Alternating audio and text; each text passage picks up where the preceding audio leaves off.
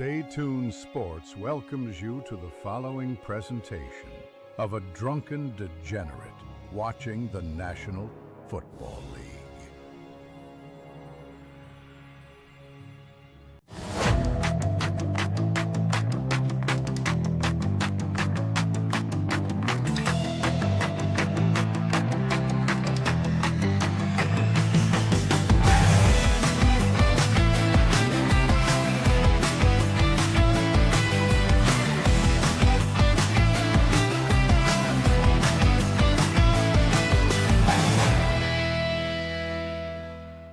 And welcome everybody to Stay Tuned Sports. Your boy King here hanging out with you on this Saturday as we're getting ready for, here it is, the final week of the National Football League season. Thank you so much for joining us this entire season, ladies and gentlemen, as we're here at Week 18.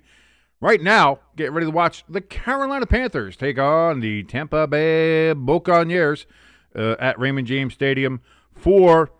Again, it gets a little nebulous here because it's not exactly for the NFC South Championship because, and we've brought this up a couple times. By the way, great to see Crafty in the chat. Great to see Irish in the chat. If you are joining us in this chat, please go right ahead and hit that live chat instead of top chat up in, I think on the computer, it's top right.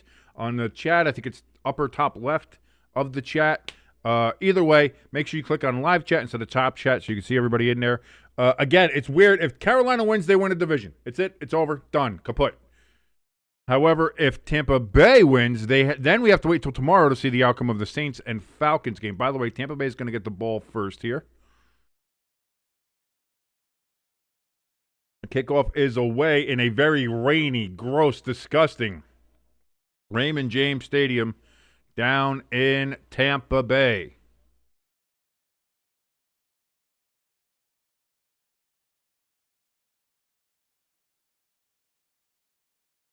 Irish in the chat says, I think the Bucs will win this game, but the Panthers will win the division tomorrow because the Falcons will go ahead and beat the Saints. And a pothead watching a drunken degenerate watch.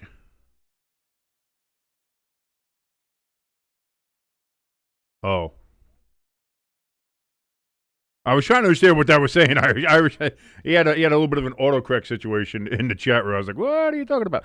EOS joining us in the chat says, Arg the Buccaneers. As we're getting ready, Buccaneers wearing their pewter helmets, their red jerseys, white pants, and are they black socks or pewter socks? I was never quite sure. I think they're black socks, or they could be pewter. I don't know. The pewter's dark enough, so we'll see enough. I don't know. Was there an injury right off the bat here that I missed? That could be. That could be what happened here. There was indeed an injury to Tampa. Walker was injured on a return. So game kicks off, and we immediately get to go see some nice advertisements here because, of course, we do. Don't mind the hair. I just took a shower. That's why I was a little late coming on. I said, oh, it's 4:25. I'll be here. Boy, just made it. But, you know, cleanliness is next to godliness, ladies and gentlemen. Anyway, gives me a little bit more time to do some more plugs here. Thank you so much for joining us here on Stay Tuned Sports. My name is King. If you like anything that you're watching, please hit that like button. Helps us out. I think it's tremendously, but we'll find out. You can go ahead and hit that share button. I know that does help us out as you let the world know that we actually exist. More people get eyeballs on us. Hopefully the better. And, of course, if you're here for the first time or just haven't done so yet, please hit that subscribe button as we are on the road to 1,000 subscribers and being monetized here on the great and glorious platform known as YouTube. If you want to help us out a little bit more directly, you can do so over at the links in the top of the chat and in the description below. You can go ahead and click on any one of those. We have our donation station there and our merch store. Donation station, donate whatever you'd like. You donate more than $110, you'll get your name in a ticker. Right now, currently held by Pecan, who has donated $110. Pecan, our resident Saints fan. I'm in the process of switching over to Patreon. Because apparently from many people in our community, they said it's a lot easier to donate through Patreon than it is through Buy Me a Coffee. So we're in the process of that. Thank you so very much if you are being patient with us for that. Merch store open. Bunch of new stuff in there all the time. We got Notre Dame shirts, obviously. We've got our Fuck the Ref hoodies and shirts, which are available, of course, all the time. Here, here's a quick boop. Look at that. Fuck the refs. Comes pre-pixelated, so you don't have to worry about any of those obscenity laws. Again, just end the season for the Jets. We've got Giants, Jackson Dart shirts. We got a bunch of stuff there for you. We even got coffee if you want it. So all that in the links, top of the chat and in the description below. 1st and 10 coming up here for the Buccaneers from their own 26-yard line. ELS letting me know, by the way, that the Devils currently sitting up 3-0 on the Utah Mammoth. Let's go, Devils.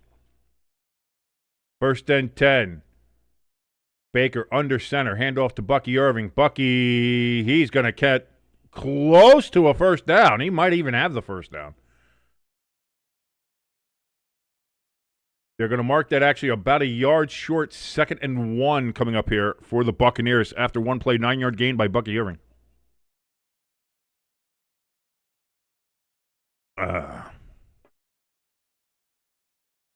And yeah, Irish, I picked Carolina in this game, which again makes tomorrow's Saints and Falcons games kind of moot to all this. But like, I enjoy a little bit of weird chaos stuff, so I wouldn't mind seeing the Buccaneers win because I like the Buccaneers. I root for the Buccaneers. I like Baker.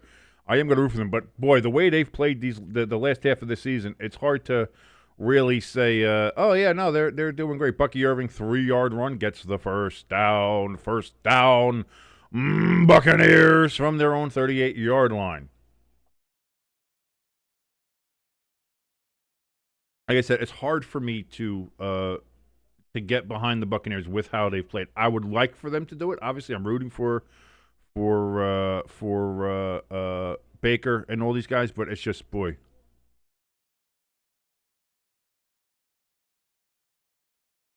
So 1st and 10. Baker throws. Cut! That's going to be Mike Evans right at the 50. First down, Buccaneers. Irish says, man, I hate all these new teams in the NHL. The fact that Houston doesn't have a hockey team yet is a crime. But that has a lot to do with the Rockets owner and how that, like, he's refused to have arena sharing. He's refused to have a hockey team there. And I know Houston has wanted one. People do want one. But it's really the Houston Rockets that are kind of blocking that. And again, with Utah, I mean, again, they were the Phoenix Coyotes or Arizona Coyotes, whatever they were at one point, and then they were, before that, obviously the Winnipeg Jets. I don't mind it. Utah's fine. I mean, there, some hot Mormon girls out there need a little soaking. It's fine. It all works. Irish says that the Rockets haven't had that owner in a long time. Yeah, but that relationship is still strained. That's what I mean. It's like, so now it's now it's a case of, can they rebuild something, and does an NHL team even want to move into the Compact Center or whatever they're in now? Or are they going to try to build their role? Like, it becomes, there's a lot there to take into consideration. 2nd and 4 for the Buccaneers. It's going to be a 2-yard run. Bucky Irving. And it's going to be 3rd and 2 from the Panthers' 41-yard line. Dougie Hamilton scores for the Devils. They're up 4-0. Let's go. Let's go, Devils, baby. Woo! Love to see it. Bucky, boy, he just powers his way forward and says, give me that first down. And they give it to him because it's a first down. 4-yard run. Bucky Irving, first down to the Carolina 37-yard line. I think Milwaukee deserves one too. I do.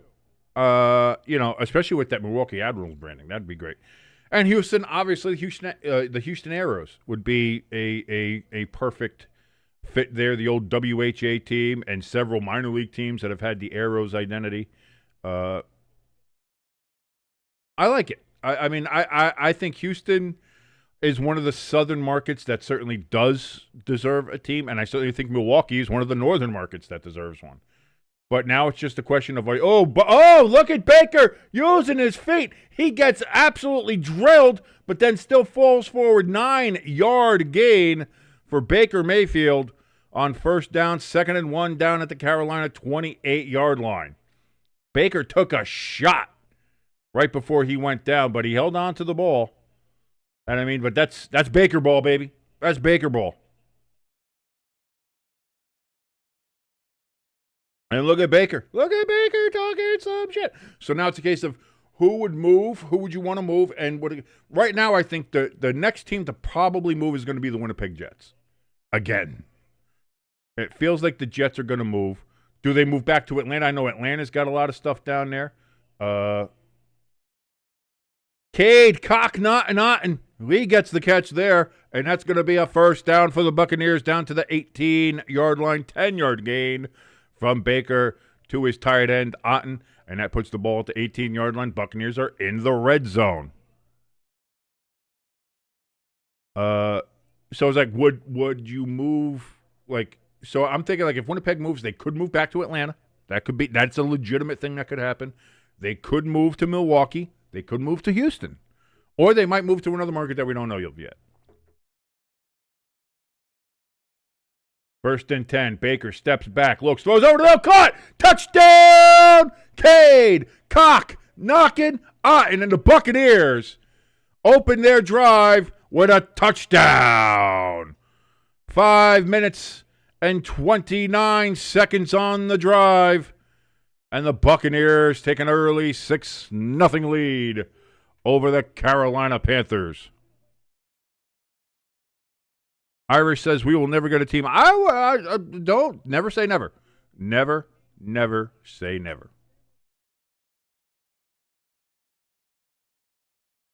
Extra point coming up here from McLaughlin. Snap, hold, kick is up, and it is good. And not favorable conditions there. As I said, in Tampa Bay, it is raining terribly. Oh, I didn't even get the timeouts up here. I got to get the timeouts up. But there we go, ladies and gentlemen. The Buccaneers take an early 7-0 lead. 9:31 remaining in the first quarter. Carolina getting their first possession coming up.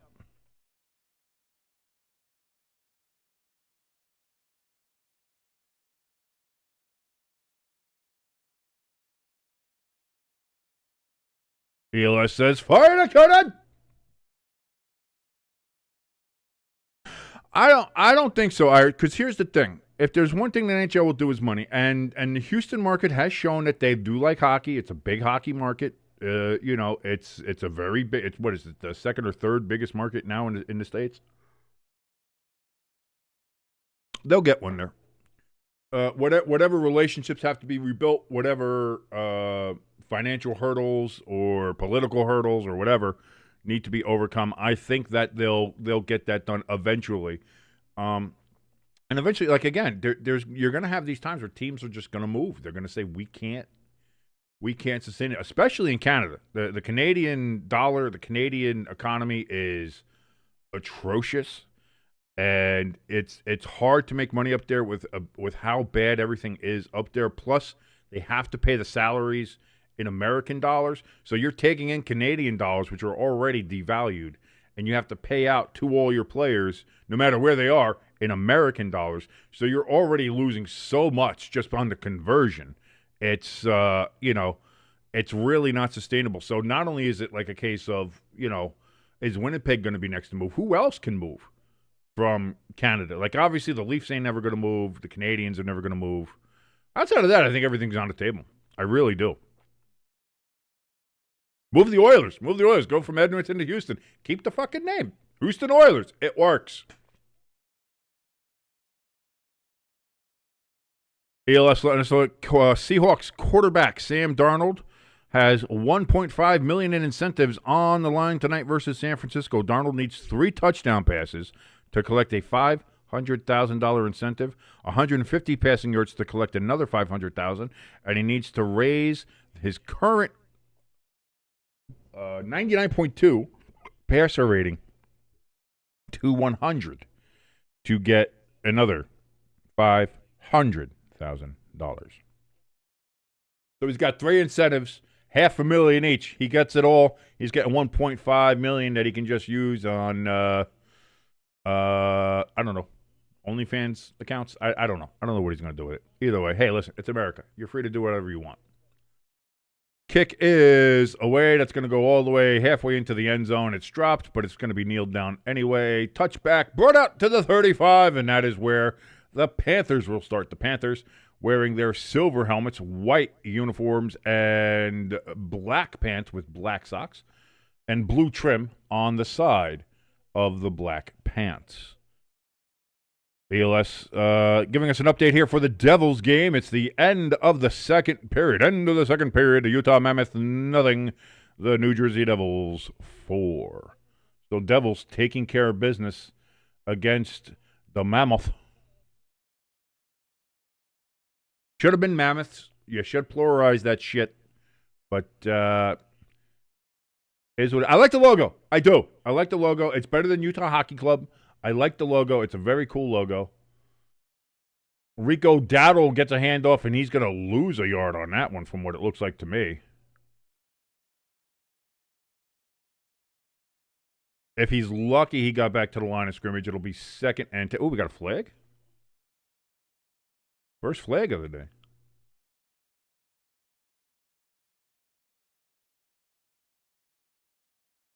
Unnecessary roughness after the play. Oh, no.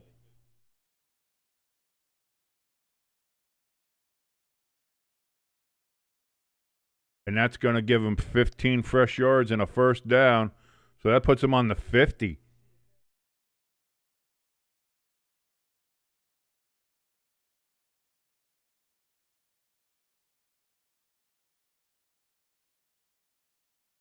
Roberts called for the unnecessary roughness after the play.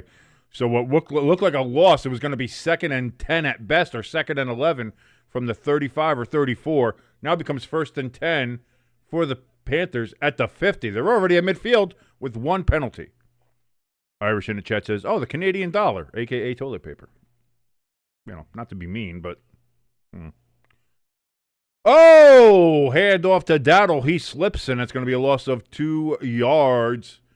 Field, of course, yes, as we see, it is a very rainy, very just gross day in South Florida today.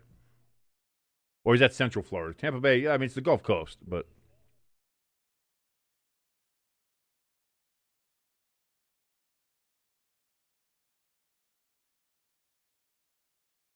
Irish says, tomorrow is Irishmas. I get to go around and pick up all my free food. What do you mean?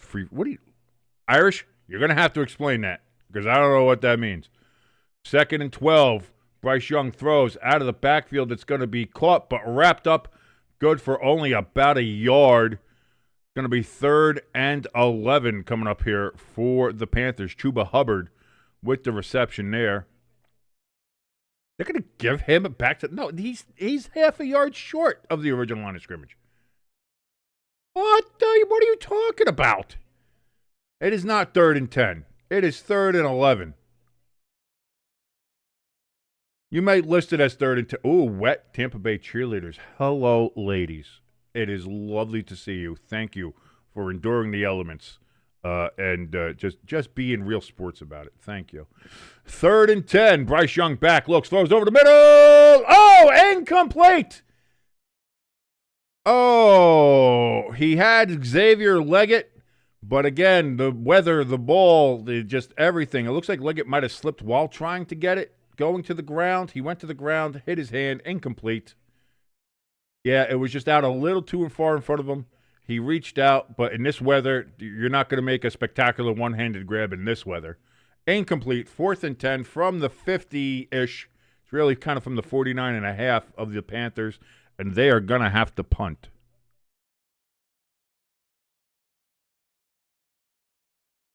Oh, I see what you mean, Irish. Yeah, no, my girl does that sometimes. She does that with Starbucks. She does it with Starbucks a lot. Yes, apparently tomorrow is going to be, is tomorrow your birthday? Like your actual birthday? Because if so, happy early birthday, Irish. And congratulations on turning 76 years old. That's amazing. You don't look a day over 95. You really don't. But in that case, too, yeah, you go around, get all the free food for your birthday. You have all those cool little food apps and everything like that. McDonald's will give you some free fries, I think it is, and you get a free coffee from Starbucks. I think Friendly's will give you a free ice cream, no matter where you go. So you can just spend the day just going around. All you're going to do is spend money on gas. You spend money on gas just going around. Maybe you get a nice little, like, strip mall or something. You can just walk around and do it all right there. You don't even have to spend money on gas. That's pretty good. That'd be pretty good. Maybe get a free meal over at Texas Roadhouse or something. Irish says, hey, man, you're not far off. Well, look at me, man. I'm 44, and I don't look a day over 63, so.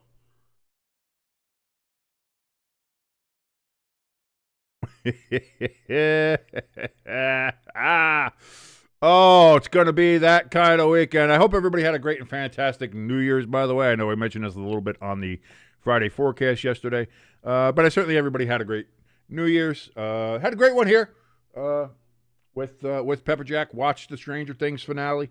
I thought it was fine. I didn't, I thought there, a lot of people are upset about it, thinking there's some plot holes. I mean, it's a show about metaphysics and shit like that. So, oh, there's a plot hole. It's like saying Doctor Who has a plot hole. It's like it's a wibbly-wobbly, timey-wimey show. Who gives a shit? So I thought it was fine. I thought they could have used to kill a few more people. In fact, they didn't kill anybody. It's kind of crazy. But I thought it was fine. It was a nice little bow, nice little wrap-up. Have a little mystery. Is no spoilers here, but, I mean, if you haven't watched by now, you haven't watched the show. You're just not watching the show, so that's fine. The is 11 alive? Is 11 dead? There's a good debate going on about that. That's a good, nice little open-ended question, kind of like Inception. It's like, did his totem wobble? I don't know. It's kind of the same thing, so I'll give him credit on that. So I thought it was fine. Was good. Got drunk. Had some champagne. Finally got hard Mountain Dew. We got hard Mountain Dew in Jersey finally here. Had it. The regular one they have tastes like just Smirnoff Ice. Just tastes like straight up Smirnoff Ice. 1st and 10 coming up here for the Buccaneers after the punt, by the way.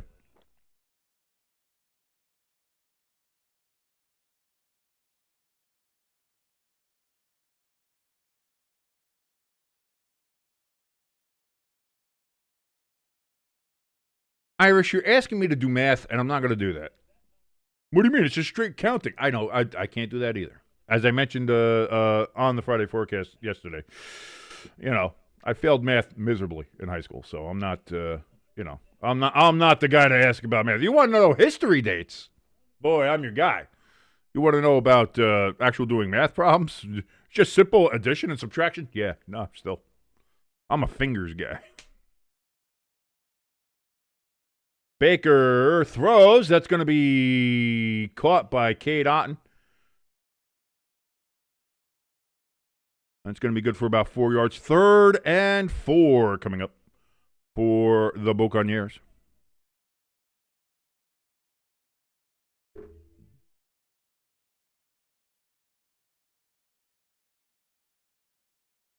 You're going to be here. All right, great, Irish. Then we will sing "Happy Birthday" to you here as well.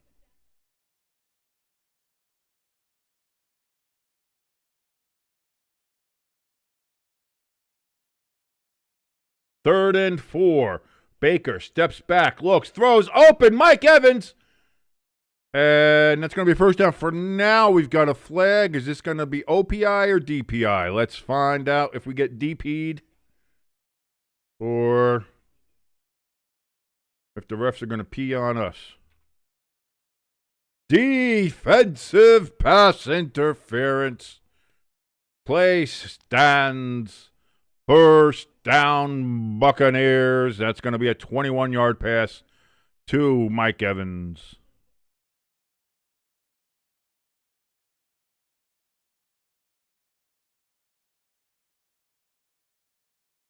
I love bad weather football. It is just the best.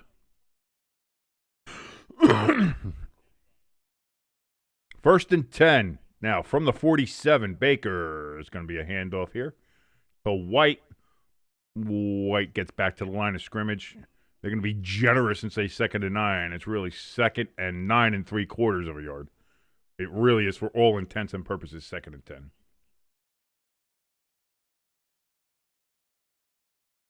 Raining in Florida in January? Get out of town.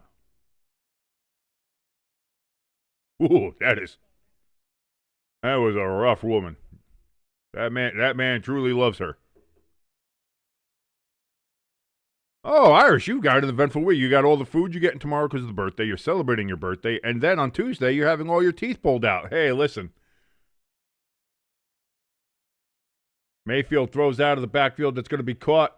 Bucky stays in bounds, and that's going to be a first down. And he gets all the way down to the 34-yard line? Or are they going to say he stepped out? They're going to say he stepped out. 13-yard pass from Mayfield to Bucky Irving. Thought he might have made it a little bit further than that, but it's good enough for a first down. Hey, listen, Irish, I understand, you got to get the teeth out. I'm almost there. I'm almost there. With the diabetic teeth and everything like that I got. If strange men offer you money for gummers, make sure that you get the money up front, though. That's all I'm going to say. Oh, a little end around here. That's going to be Johnson. He's going to Tez Johnson gets about 5 yards. 2nd and 5 coming up from the 34-yard line now of the Panthers. Part of me has wondered if it's just easier. Like, man, at this point, just rip my goddamn fucking teeth out. Sorry, I'm trying to curse less. Just pull my teeth out. Give me the dentures. Give me implants or something. I'll have to find a way. That's the other problem, too, though, is like even if I want to do that, I don't have the money to do it. So it's like I think it would be easier and over the long run might be just a better option and healthier option than waiting for each one of my teeth to fall out at their own good time and cause me incredible amounts of pain. But I don't have the money to do anything else with it. So it's kind of like, Baker, look at Baker. Look at Baker, and then he drops the shoulder. And now we got a flag down. Are they going to call taunting on Baker?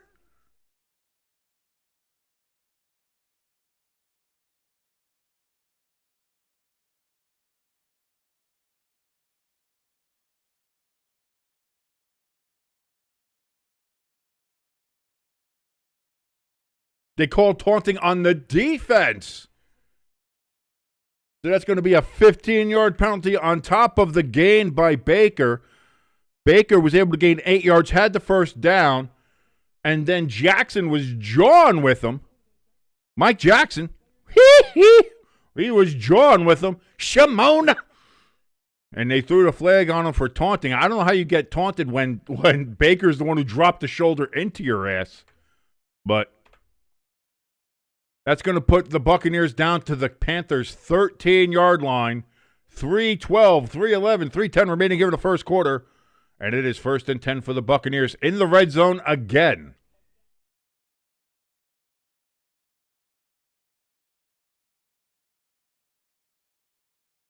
Baker rolls out to his right, trying to find somebody open. Can't. Has good protection. Throws across his body. Oh! Just missed his receiver, Durham, the tight end.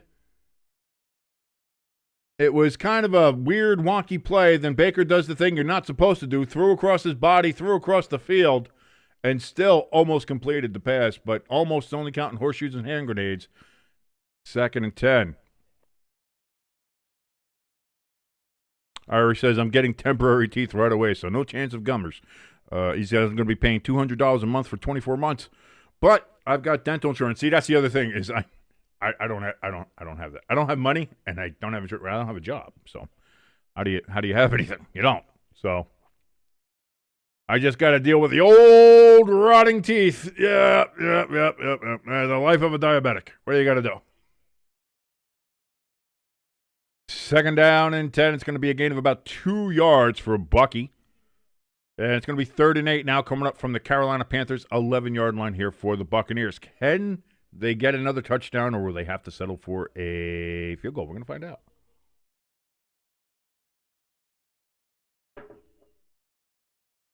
Panthers have a 47% third down defense, second highest in the NFL.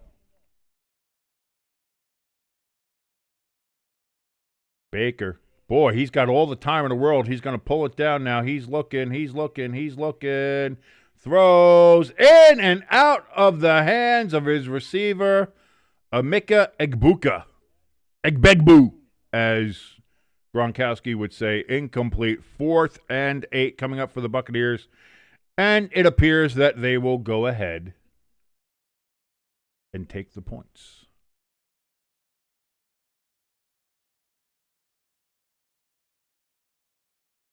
ELS says, I'm enjoying some fine root beer during Saturday afternoon football. If I may ask, ELS, which root beer are you enjoying? Is it a mug? Is it a Barks that has bite? Is it a good old-fashioned NW? Snap, hold, kick, up. It is good, and the Buccaneers take themselves a 10-0 lead. 1:57 remaining in the first quarter. If the Buccaneers can win, they will have to wait to see if the Saints defeat the Falcons tomorrow, if they go to the playoffs or not. If not, Carolina.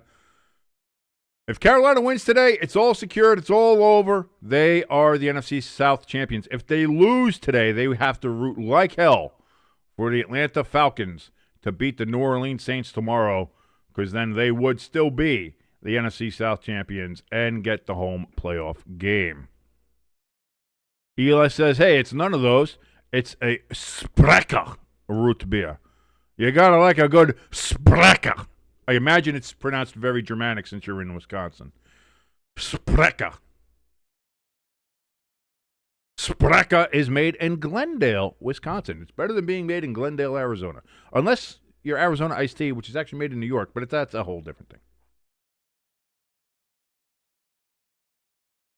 Which, by the way, is Arizona's iced tea like everybody's like, there's nobody in the world that dislikes Arizona, right?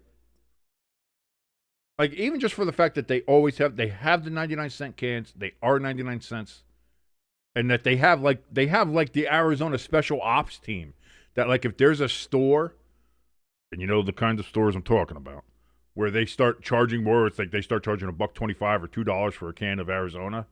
You call the Arizona hotline on them, and they will go there. They will take all the Arizona off the shelf, and they will never be allowed to sell Arizona at that store again. I love that. There's something great about that. Paul in the chat says, I drink Publix iced tea. Great to see you, Paul. I actually like Turkey Hill for the sugar-free Turkey Hill iced tea. Very good. Very, very good. ELS says, I like Arizona tea. Like I said, I don't think there's too many people who don't. Paul, by the way, our resident Colts fan. Sorry, Paul, about how everything turned out this year for you guys. Started off great. At least you had half a season of hope. And we'll see what happens next year. I certainly hope you guys keep Danny Dimes, but we'll see what happens with you guys. Irish says, man, imagine having to root on for your division rivals. Oh, well, I'm going to be rooting for the Tits tomorrow. Of course, Irish, our resident Texans fan. And, of course, he wants the Texans to go ahead and beat the Colts. And then he wants, obviously, the Titans to go ahead and beat the Kittens, the Jacksonville Jaguars there, so that his Houston Texans can win the division and get themselves a home playoff game. We will see. Kickoff is away. This one's going to go out of the back of the end zone as well. Looks like the Buccaneers are not messing around with any kind of returns today. They're going to be content with giving up 35 yards of field position every single time they have to kick off.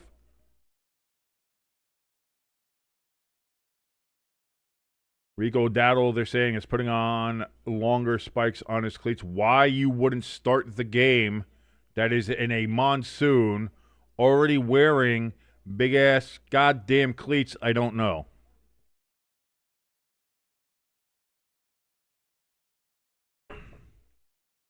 Bryce Young on first down, rolls to his left, looks, throws. That's going to be caught for a big gain into Buccaneers territory already. That's what I mean. You get one play, and they're going to be already in your territory. I would consider not kicking it as touchbacks, but that's just me. 20-yard pass there to Bryson Tremaine, and that's going to be a first down for the Panthers down to the Buccaneers' 45-yard line. Irish says, yeah, I'm sure everybody's happy with Indiana right now. Well, again, I wish it was Notre Dame. I wish it was Indiana versus Notre Dame in that Rose Bowl. That would have been a great game. Instead, what we got was what we all knew was going to happen, is that Alabama, a team that didn't belong there, their false start on the Panthers, moving them 5 yards back. It's going to be back to the 50 now.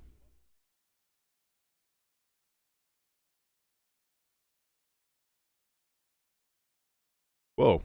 There's not 34 flags. I don't know why that has 34 flags. Jesus. We'd be getting into Giants-Cowboys territories with that. Just 4 flags.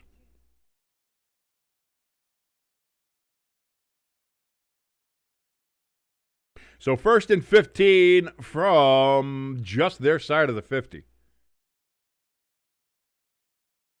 Xavier Leggett in motion. It's going to be a dump off here to the tight end. He's going to get it back down to the 45, the original line of scrimmage. Mitchell Evans, the tight end, on the reception there from Bryce Young, 2nd and 10. ELS says, oh, here we go. More snow in Wisconsin. ELS, you live in Wisconsin. It's January. Yes, there's going to be snow.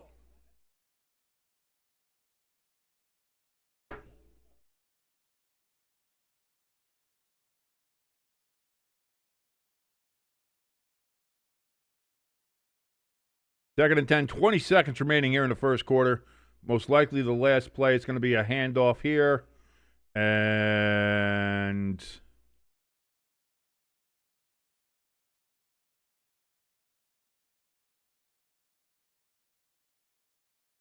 going to be a gain of what, 2? Maybe 3rd and 8 coming up here for the Panthers. And it doesn't matter because what you have, ladies and gentlemen, is the end of the first quarter. And your score is the Tampa Bay Buccaneers 10, the Carolina Panthers nothing. Right here on Stay Tuned Sports. I'm your boy King hanging out with you here today. And, of course, tonight, we have the Seahawks and the San Francisco 49ers. For the NFC regular season championship, for the NFC West championship, literally almost all the marbles. If Seattle wins, they will win the NFC West. They will win the NFC. They will have the number 1 seed and the bye into the playoffs. And the NFC will go through Lumen Field up in the Pacific Northwest. If San Francisco wins, boy, everybody's destination was going to be Santa Clara anyway. Now you got to go through Santa Clara to get to Santa Clara. 43 miles outside of San Francisco, so far away you can't see the city skyline because of the curvature of the earth. But that being said, that is going to be the destination for everybody, and it will run through. So San Francisco has the possibility. They played home last week. They play home, obviously, this week. If they win tonight, wearing their black rivalries uniforms, if they win tonight, then they get the first round bye. They win the NFC West. And then they have the divisional round at home. And if they win there, then they have the NFC Championship game at home. And if they win that, then they have the Super Bowl at home. Interesting thing. And again, the fact that the San Francisco 49ers, who we all thought early on in the season, well, this season's done. They were all injured to shit. It's going to be the same thing as last year. The fact that they're in this position right now to begin with is incredible work. Irish says snow. It's 72 right here, as Irish, of course, is from the Houston area of Tejas. Paul in the chat says, no snow or cold in Florida. It's 70 degrees and a light rain. Well, then you're not by Tampa Bay because that is a heavy goddamn rain happening down in the Tampa Bay area. Irish in the chat says, we had a high of 77 today. Clear skies, absolutely gorgeous weather. I can't do that. I'm sorry. It's January. If it hits 60 in January, I'm pissed. I need 30s. I need 20s. I need high winds. I need snow. I need ice. I need that. Fuck warm weather. Warm weather is just the worst. I hate summer. 3rd and 8 coming up here for the Panthers. I am trying to curse less, by the way. 3rd and 8 coming up here for the Panthers.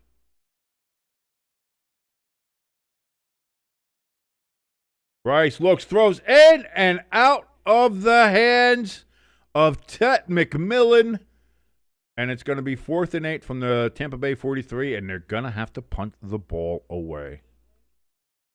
Paul says, I'm about 70 miles east of Tampa Bay. So I get maybe the range is not getting to you yet, or maybe it's just a coastal thing. Could be just a coastal storm too down there. I haven't looked at the radar. I'm usually all over the Weather Channel. I'm kind of a Weather Channel nerd, but I haven't seen that. Irish says, I love the weather here. I'm glad you do. Honestly, I'll tell you what. I would chill out in Key West. That's where I would chill out. Just watch a bunch of the MILFs and GILFs walk around with their saggy boobs all over the place with a nice margarita or some kind of alcoholic beverage in my hand, just feet in the sand, just relaxing all day. I could, like 80 degrees, nice, ocean breeze, not an oppressive humidity. I could do that. I could do that. Delay a game on the Panthers, by the way. No, it's 4th and 13 now from the 48-yard line of the Buccaneers.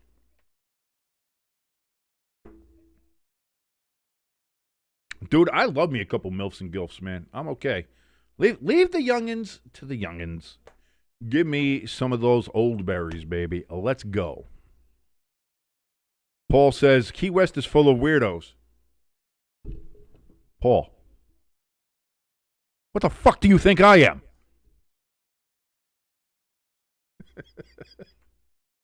Hello, King Weirdo here. How you doing? What have you been paying attention to here, Paul?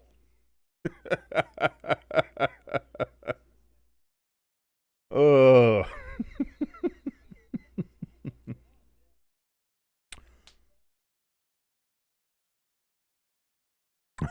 love that. I love that, Paul. Well, Key West is full of weirdos.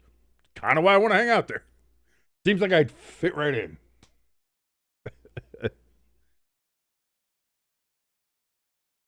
First and 10 for the Bucs. They're on their own 6-yard line. Going to be a handoff to Bucky Irving. He gets a couple yards there. We'll see what they give him. They give him about 3. 2nd and 7. Coming up now at the 9-yard line. Irish in the chat says, I'm sitting in front of a Mexican supermarket. I see hotness literally all day. You don't know what we have here in Houston. Oh, no, I got an idea. My brother lives down in McAllen, or used to live down in the McAllen area. I'm aware. I am aware of the Latina hotness that is down there in the Texas area. So you don't have to tell me. You don't have to tell me. I'm fully aware. Meanwhile, ELS says, meanwhile, Wisconsin has 0 weirdos. Sure about that? The home of Ed Gain? You sure about that? Sure about that? You sure about that? Incomplete pass on 2nd and 7, 3rd and 7 now. Boy, when you see these slow-mo shots and you see just from some of these angles, that rain is oppressively coming down there in Tampa Bay. 3rd and 7.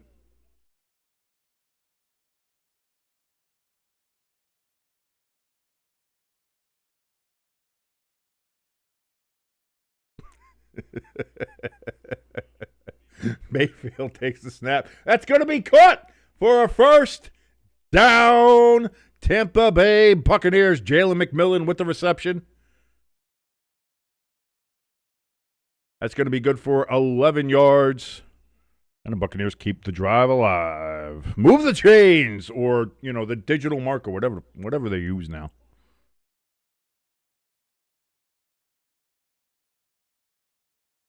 I get you, Irish. I get you, man. It's kind of what, like I said, I don't mind. I have a wide variety of tastes as far as that goes. So, I know there are some very gorgeous Latino women. I know there's, I'm fine with, I'm fine with everybody. Really am. That's the kind of weirdo I am. Like they say, people like, what is your taste in women? All. Let's just go with that. All.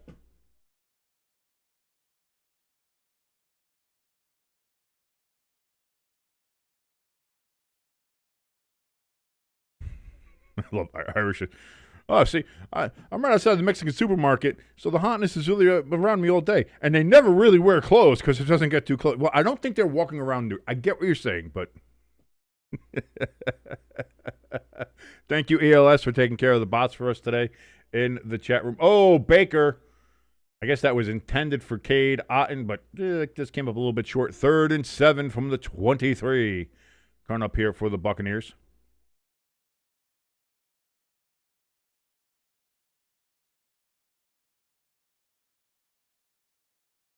As we get a close-up of Mike Evans wiping his hands on his butt cheeks. Thank you for that, ESPN. Not sure we needed that.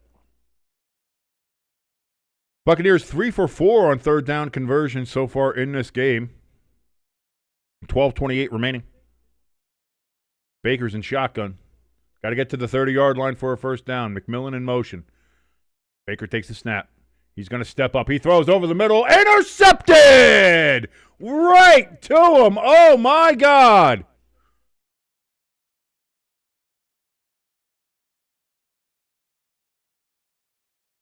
Just threw it right to the big, slow white guy. And that's a turnover interception for the Panthers.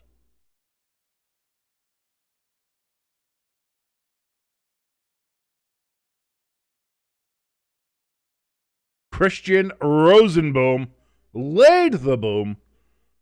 And he gets the ball now to the 19-yard line of the Buccaneers, 21-yard interception return. And just like that, the Panthers now are in the red zone. Looking to get right back into this game. Just the spark the Panthers might have needed. That's Rosenboom's third career interception. 1st and 10 from the 19. Young is in shotgun, takes the snap. He surveys the field. He throws. That's going to be caught and close to a first down. They're going to give him the first down. Indeed, it is down to the 9. 1st and goal for the Panthers. Tet McMillan with the reception. Irish says, glad we only have guys in here. I would not mind having some women in here. Pepper Jack jumps in here every now and then. We do have some female representation. She does not like when I talk about the women's, but, you know. Right, Pepper Jack? What? Oh, you did say, oh, she was listening. Damn. Love you. 1st and goal. Hand off to Chuba Hubbard on first down. He's going to get a yard. 2nd and goal from the 8.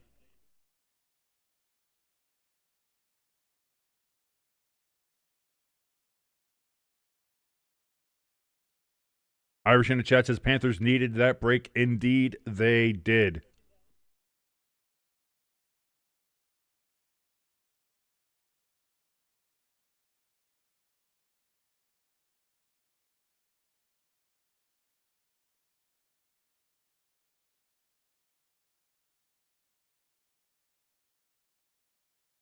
Second and goal throw from Young and wide open and walking into the end zone. Touchdown, Carolina Panthers. The Baker interception turns into 6 points. Tommy Tremble makes the Buccaneers tremble with that particular touchdown play.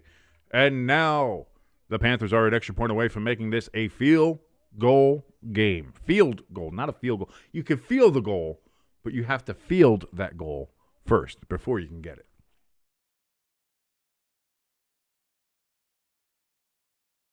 Here comes the snap, the hold, the kick. It is up, and that is right down the middle. That is good.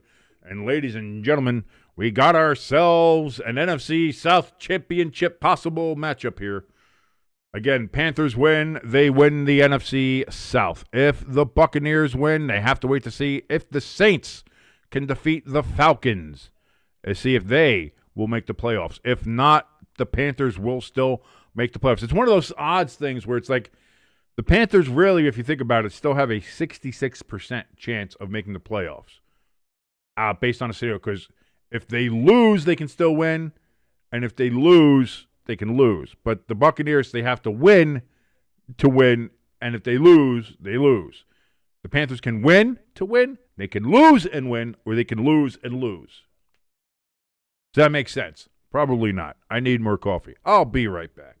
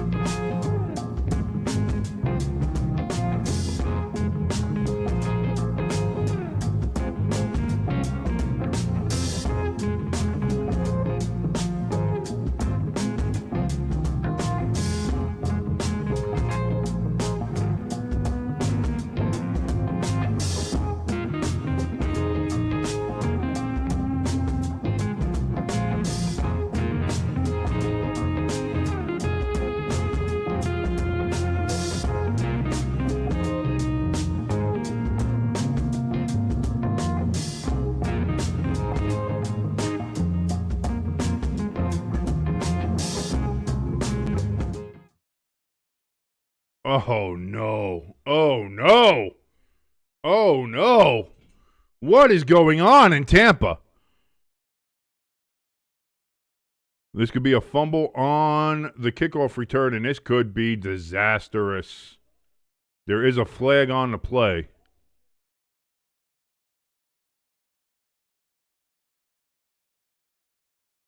Oh, no.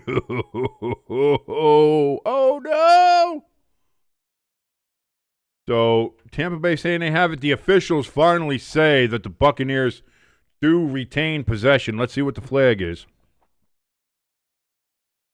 I didn't miss it, Crafty. I'm here. Oh, number 53. That's side judge.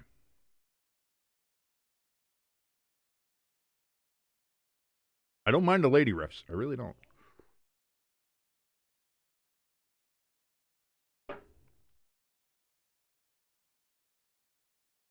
And now we got more pushing and shoving, some talking, some drawing. I saw the official say, I saw the referee point that way.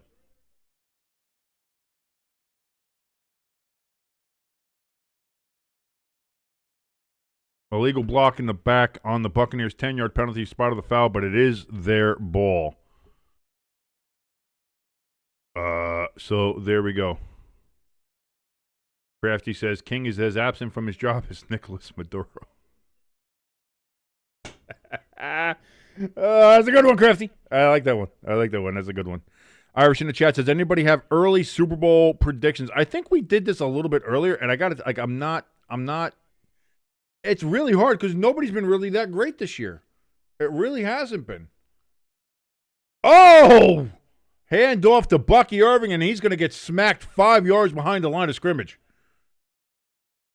They're going to be generous and say it's only a 4-yard loss. 2nd and 14 coming up for Tampa Bay from the 11.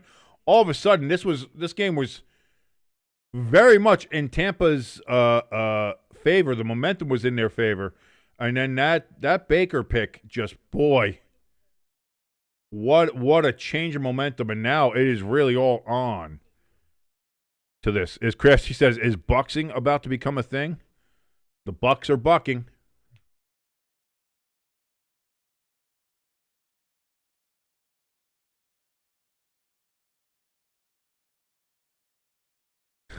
Oh, I was going to say something.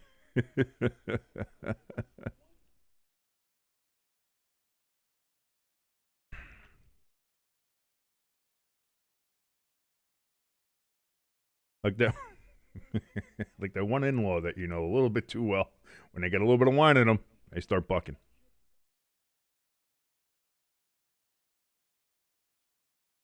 Did Baker just bake the Crafty? You're dad joking too close to the sun here, man. ELS says all I know is that the Packers will not go to the Super Bowl. That's a bold prediction there. ELS. Baker now on 3rd and 10. Gets it to Rachaad White, and he's going to get the yardage and gets the first down. 11-yard gain on 3rd and 10, and the Buccaneers convert it and move the chains. Boy, they needed that.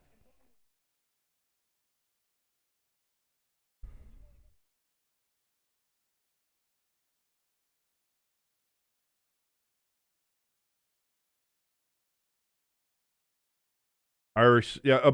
Irish, it doesn't matter what the Eagles do. The answer is always fuck the Eagles. I don't know what are you talking about?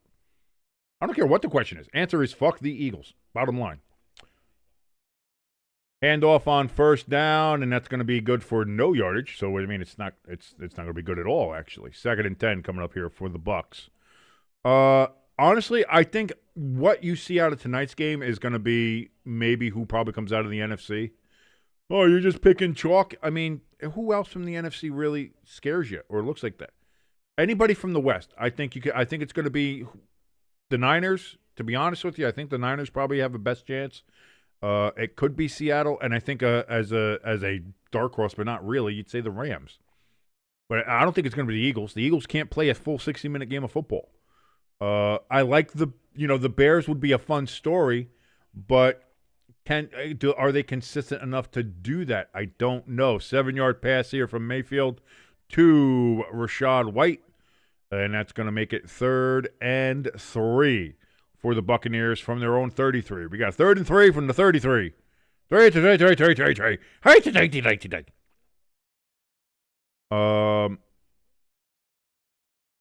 Crafty says, well, here, listen, I predict that the Super Bowl this year will feature the NFC champion versus the AFC champion. That's a Nick Wright level take there, Crafty. Very good.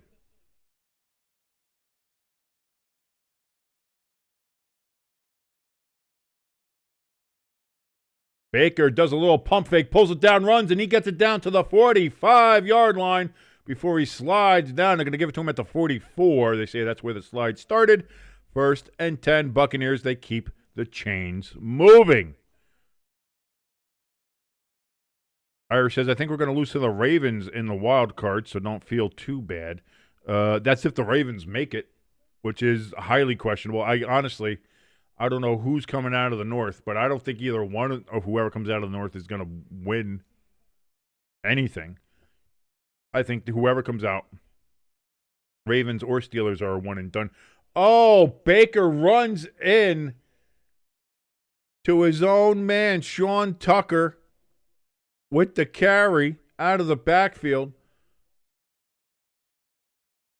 But Baker basically tackles his own running back for a loss of 4 yards, 2nd and 14. They tried to do a handoff and instead tackled him. Oh, my God.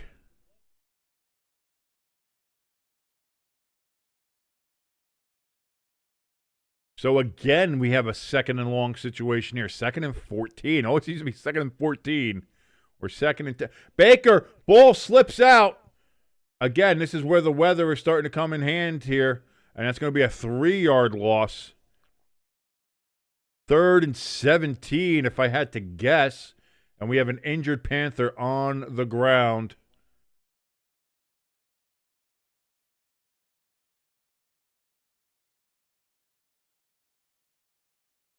Hot Butter in the chat. Great to see you, Hot Butter. Thank you for joining us here on State 2 Sports. He says, I'm a huge Niner fan, so I'm excited for the 5 o'clock game. 5 o'clock Pacific, 8 o'clock Eastern. And you can watch it right here on Stay Tuned Sports, the Seattle Seahawks and the San Francisco 49ers of Santa Clara.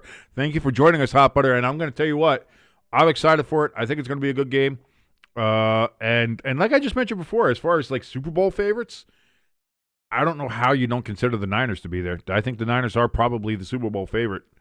The Seahawks, I think anybody from the West can represent the NFC in the Super Bowl. I think either one of those three are 100% legitimate Super Bowl contenders. Everybody else in the NFC is definitely a meh. I really don't know. I really don't know.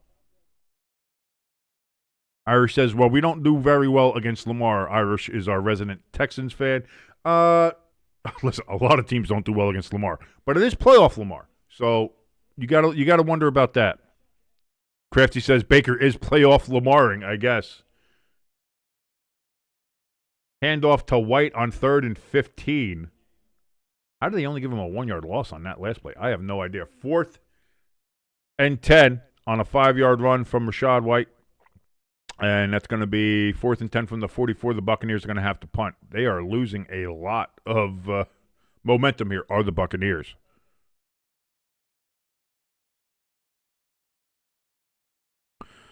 Hot Butter says, I wouldn't sleep on the Eagles. I would. I hate the Eagles. I don't know if you could tell. I don't know if you could tell. I don't know if you know. I don't know if you can say. Not the biggest Eagles fan. But even just from a non-rivalry standpoint, that's going to be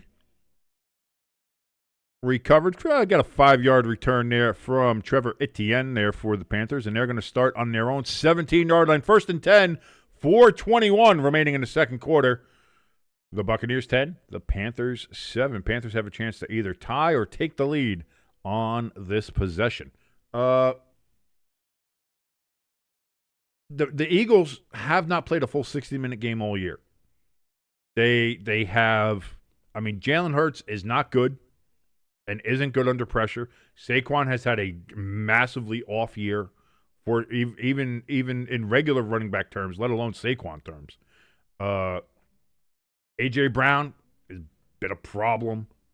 The defense, especially the rush defense, has been a problem for the Eagles. So I don't think it's sleeping on the Eagles. I think it's legitimately saying, man, the Eagles don't strike me as a legitimate threat in the NFC. They just don't. They're the last year they were the champs, and last year they were putting work in. After their bye week last year, they were unstoppable. I think they went undefeated for the rest of the year after their bye week last year. So, I mean, it's hard to argue that. This year, a little different. He says, I think the Bears would be no less than a 50-50 versus anyone in the playoffs. Again, I don't disagree with that because the Bears all year have kind of been that way. They've been even if they're down in the fourth quarter, they find ways to win. They went toe-to-toe with San Francisco last week, which was amazing. What a game that was. I think there's a lot of, like, the Bears are that kind of team that if they get the right play at the right time, play well in the right moment, they can find themselves in the Super Bowl and be like, how did we get here? Like, I can absolutely see that. That doesn't mean, like, if you're playing the odds, like, I'm going to pick them to make it. Can they? Listen, anybody who makes the playoffs can make it. The Packers could even possibly make it. As much as ELS is going to say no to that, as much as everybody else is going to say no to that, you never know. You got to be in the dance to win the dance. You know what I mean? So I get it from that standpoint. And that's the thing. Same coming from Baltimore and Pittsburgh. Someone's going to win there. Someone's going to make the playoffs. And if you're in the playoffs, you never know what can happen. So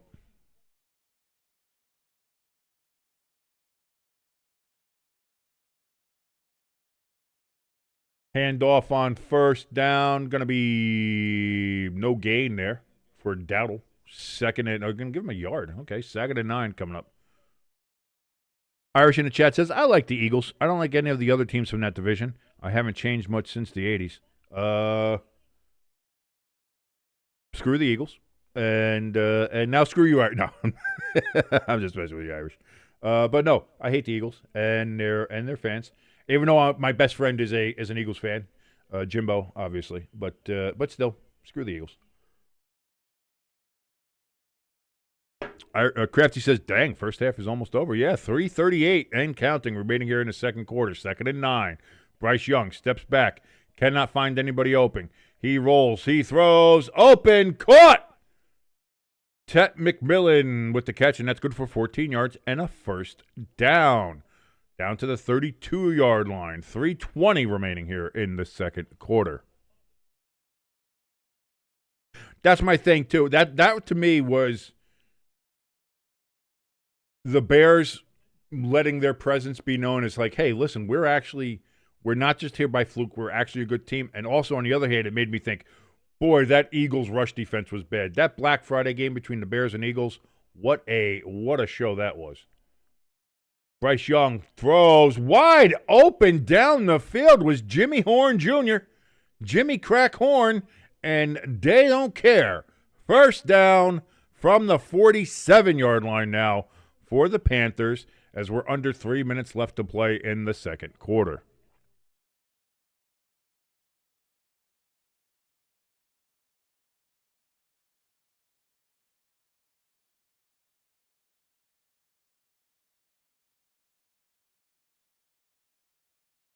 .222, 221, 220 remaining. Bryce under center. He's going to hand off to Dowdle. Dowdle gets it to about the 50. They're going to mark him just across. So it's going to be at the Tampa Bay 49.5-yard line. And that's going to bring us down to the 2-minute warning. 2 minutes remaining in the second quarter. The Buccaneers 10, the Panthers 7. Right here. Thank you for watching along with this game with us here on Stay Tuned Sports. My name is King. We're so glad that you joined us. We're just sitting here watching this rainy, messy quagmire of a game. I certainly hope that you're enjoying it. I certainly hope that you're enjoying your new year as well. If you'd like to help us out here on the channel at all, please, if you wouldn't mind, hit that like button. I think it helps. I don't know how the algorithm works here, but I think it might help. Hit that like button. Something I do know that helps if you hit that share button. Let the world let the world know that we exist here.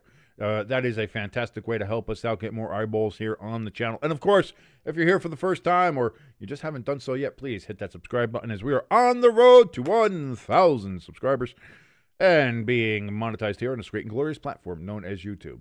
If you want to help us out in a little bit more direct fashion, we have a link for our donation station and our merch store in the top of the chat and in the description below. If you're joining us in the chat, make sure that you hit the live chat feature, not be in top chat. If you're in top chat, you're not going to see everybody's messages. But if you're in live chat, you will see everybody from the community talking and saying, hi, hello, how are you? We got a new member of the community in there, Hot Butter. Great to see you in there, Hot Butter. Thank you so much for joining us. And we got, of course, our trusty standbys. We got ELS. We got Crafty. We've got Irish in there. Paul is in there, our resident Colts fan. And you can join us as well. We even got a couple of bots in there trying to get people to watch illegal streaming. How dare they?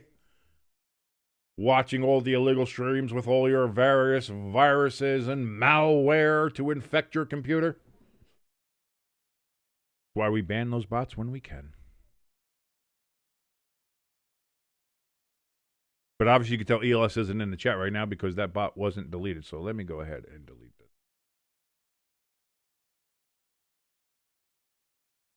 There we go.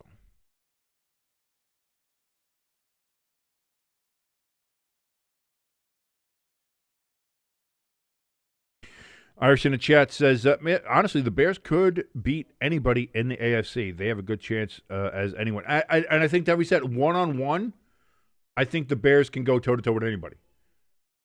I think they can. The problem with the Bears is they're also a team that can get blown out by anybody, too. They're not as consistent as I would hope they would be. But again, that San Francisco game last Monday night or last Sunday night was a good one. That was a good eye-opener. But if they could tighten their defense down a little bit, yeah, they can run with anybody.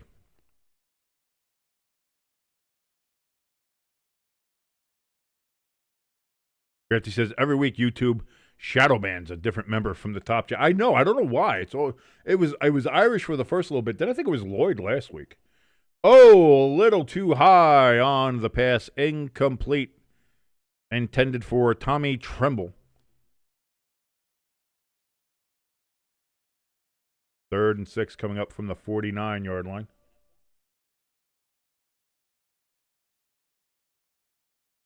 Will the rain be coming to an end in Tampa? It still looks like they're in the middle of it, but it could be coming to an end soon, which would be, I'm sure they would be happy for it in the second half. Irish says, I never do anything illegal if there's law enforcement watching. Of course not. Why would you do so? Play clock reaches 0, and the Panthers just get it off. Bryce Young throws, intercepted!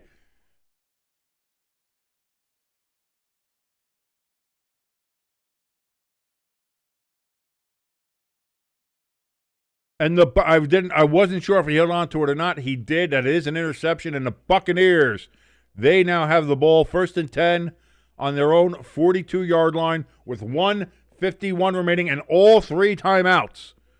So the Buccaneers have a chance to add to their lead going into halftime. The Buccaneers, I believe it's the Panthers who will go ahead and get the ball first in the second half.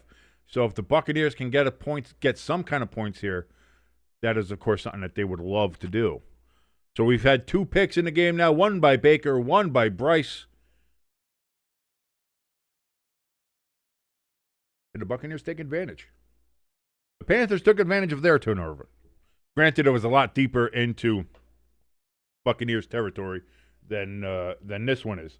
But still, the Buccaneers, they're on their own 42, so decent field position. Like I said, they've got a $1:51, and they've got all 3 timeouts. Can they make something happen? I think they can. Crafty in the chat says, is there a way both of these teams can be eliminated? People say that all the time when it comes to these bad divisions, and a team that's got a bad record ends up making it into the playoffs, and it's like, oh, well, how are we leaving out this team, and then this team's there? Like, how are the Rams going to be, a 5 seed with 11 wins or something like that, and you're going to let a team that's 8 and 9 get into the playoffs? Like, this is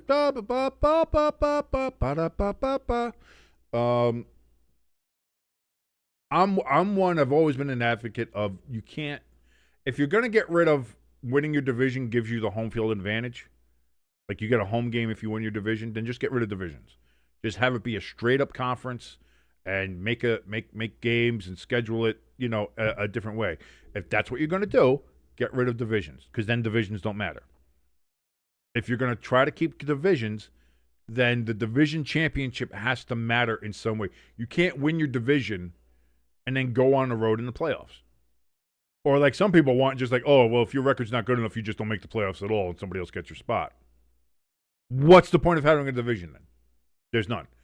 Either we have the divisions as they are, and if you win your division, you get a home playoff game. That is your prize for winning your division. You are the champion of your division. No matter how good or bad you might think you are the champion of your division. That is where you stand. Or, and I'm not saying it's invalid. I'm not saying like oh well we don't like that. We don't like giving that kind of reward. Then just get rid of divisions. And I don't have a problem with that either. Get rid of divisions. Just have it be straight up conference based, and then we base all the records and scheduling and everything off of that. And everything goes to conference records. That's all. Oh, but what about the rivalries? Well, here's the thing. This is what I mean. You can't have everything you want. It's got to be one or the other. Bucky Irving runs for about 7 yards, 2nd and 3, coming up from the 49, right about midfield here.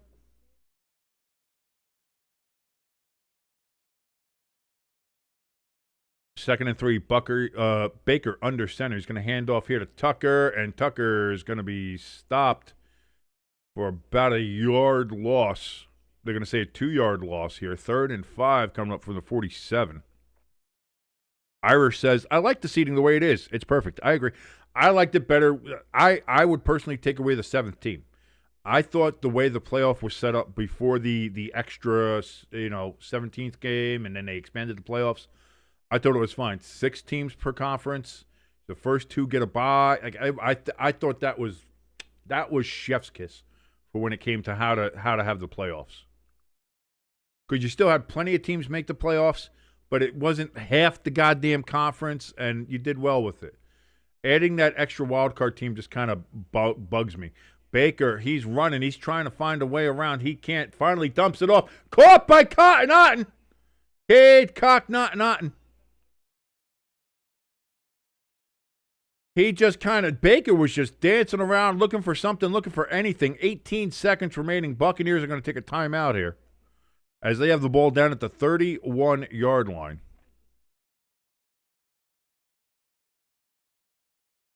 Or did he get out of bounds? If he got out of bounds, then that's a...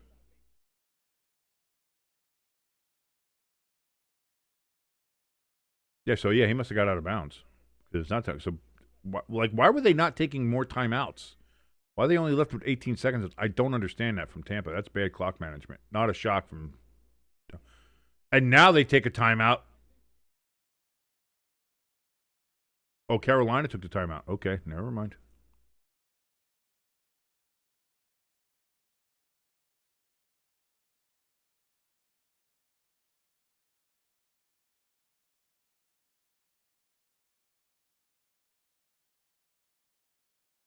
I agree with that. The reward for that, when it was the top 2 got to bye, was that you also got home field throughout the playoffs. So if you won, then everything ran through your place anyway. I didn't mind the number 2 seed getting a bye either, because that was then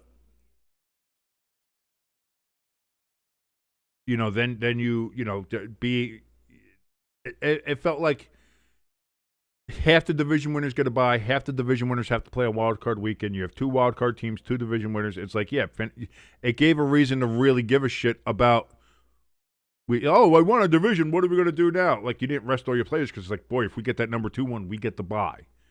And so it really meant something else too. So Crafty says, bad clock management from Todd Bowles. Crafty says, Baker shaked and baked that D. What do you mean by that?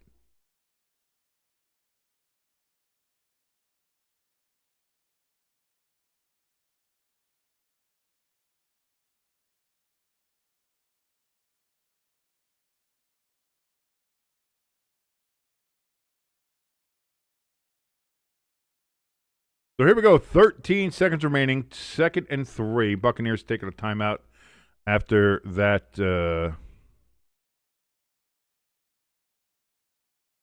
play. Baker hands off to Bucky. Gets down to the 20. They're going to take another timeout with 9 seconds. Like, what are they doing?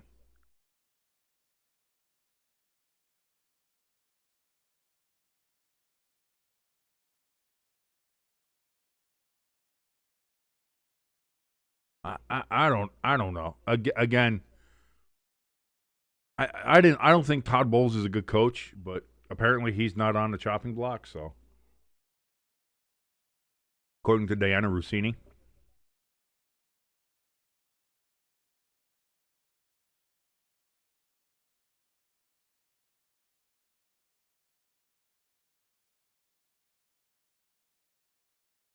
I say try for it. You got 9 seconds. 20 yards, take a shot at the end zone. You miss it, you kick the field goal. Just do something. Jesus. No, they're going to run Bucky right up the middle and then take the crowd's booing, and rightfully so. Rightfully so. That's what I just... Because guess what? You get a field goal, that's fine. If Carolina scores a touchdown on their opening drive and get the extra point, then they got the lead. So what's the point? Try to get a touchdown. As John Madden used to say, the team that scores the most points is usually going to win the game.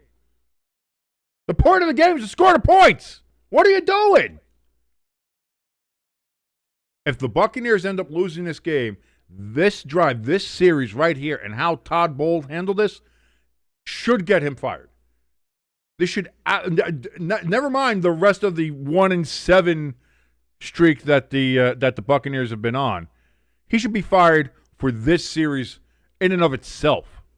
Snap, hold, kick is up, and it's going to be good, but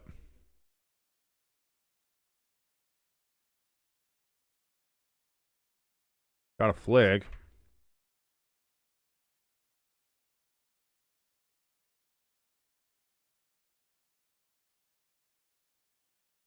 Illegal formation on the Panthers. Penalties declined.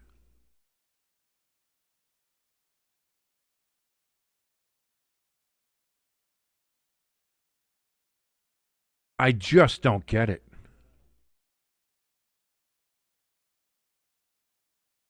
Crafty says they're bowling. Yeah, they are. They are bowls. They're bowling is what they're doing. Crowd is booing. Yeah, as rightfully so. Rightfully so. Irish says, part of me hopes that the Bucs make the playoffs and don't fire him. I don't like the Buccaneers. The reason why, I mean, it's a different conference. Why would you not like the Buccaneers?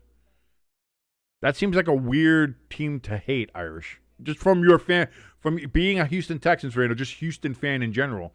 That seems like a weird hatred. Like, I don't understand. Like, again, I don't like the Baltimore Ravens, but that stems from Super Bowl 35. Like, I just have a severe distaste for Baltimore because of that reason. Under normal circumstances, I probably would like the Baltimore Ravens. I like Edgar Allan Poe. I like all the spooky shit. I like the Ravens, purple and black, cool colors, all that kind of stuff. Caw-caw! All that kind of shit. But because of Super Bowl 35, fuck Baltimore, man. Hate them. No one nothing to do with them. Touchback with 2 seconds remaining. I feel like Carolina's just going to kneel this one out.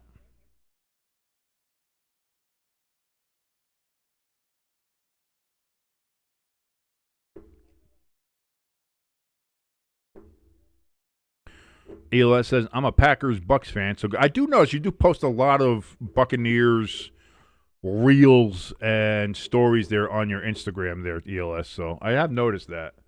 And indeed, the Panthers are just going to kneel this out. They do get the second half kickoff, and so they're going to see if they can go ahead and take the lead early in the second half when they do so. But halftime here at a rainy Raymond James Stadium, the Tampa Bay Buccaneers lead the Panthers 13-7. The crowd not happy after getting an interception. With 1:51 remaining, the Buccaneers waste a shit ton of time, don't use any timeouts, finally get down to field goal range, and then run the ball a couple of times to just run the clock down and then kick a field goal instead of ever going for the end zone.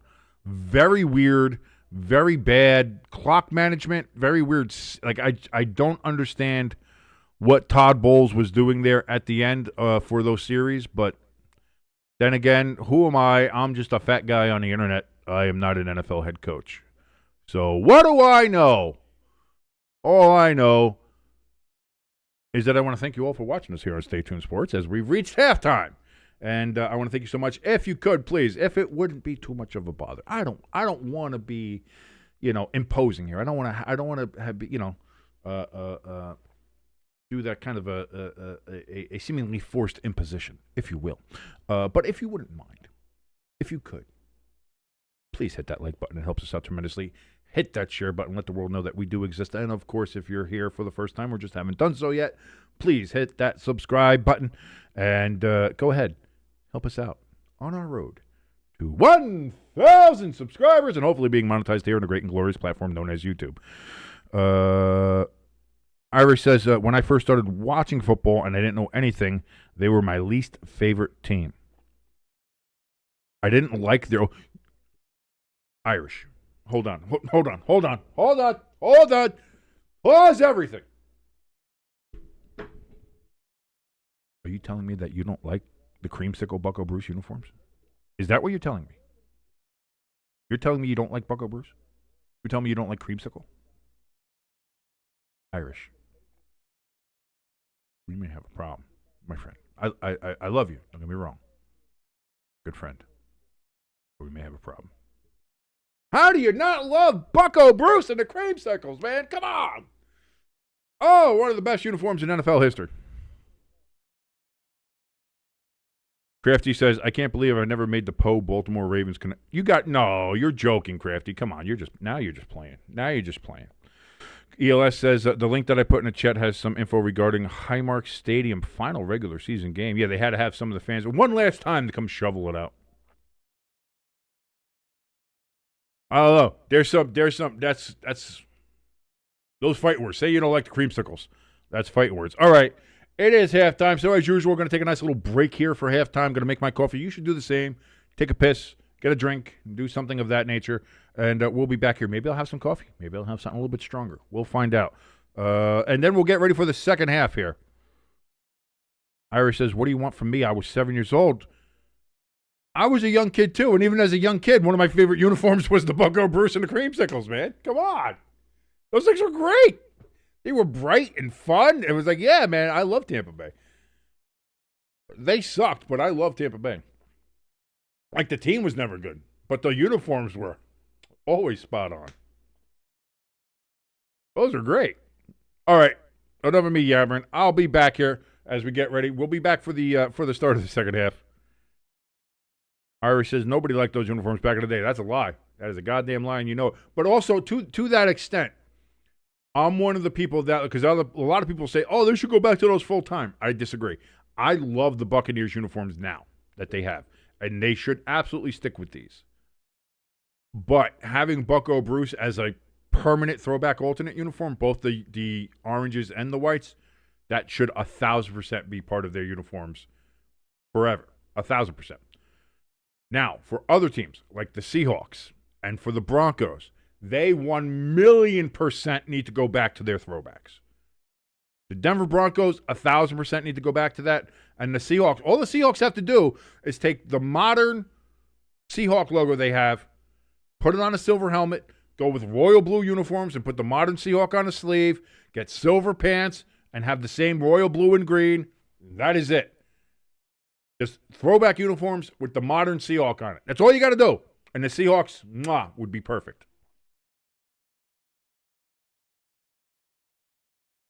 Crafty says, I hope King doesn't get mixed up and has some piss and take a coffee by mistake. Oh, I drink so much coffee, my piss smells like coffee. So you never know. I could probably piss myself a nice warm cup of coffee. Fresh brew. God. I don't know why anybody watches this dumb stream. Thank you, everybody, so much. We'll be back here for halftime.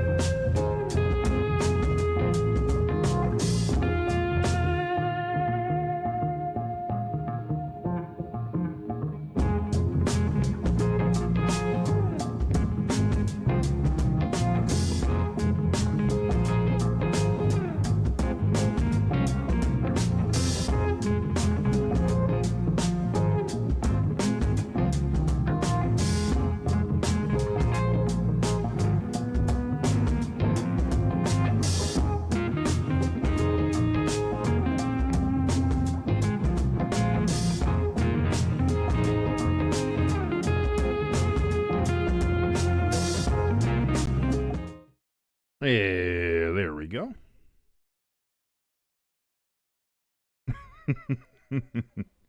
Nope, I didn't. Although I don't know what this kind of looks like. Kind of looks like diarrhea.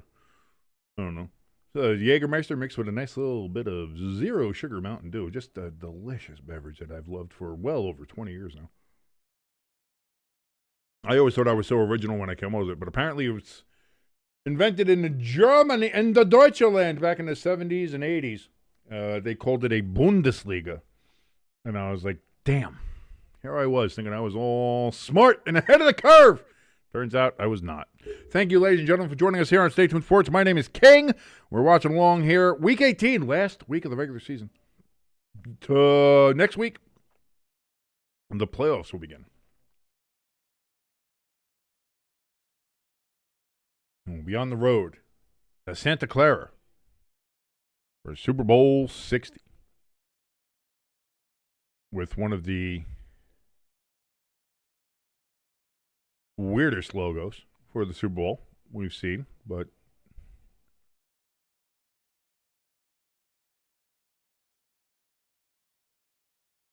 I mean, it is what it is. Looks like the rain has slowed down, or if not completely stopped in Tampa, so they've gotten a little bit of a break weather-wise. Will that change further on in the second half? We don't know.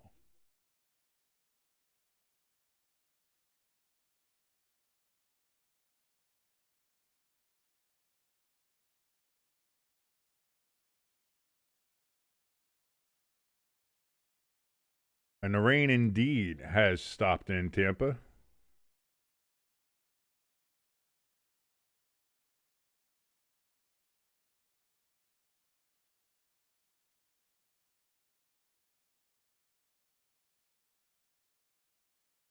Todd Bowles, I don't understand the end of that first half. The way they handled that was horrendous, absolutely horrendous.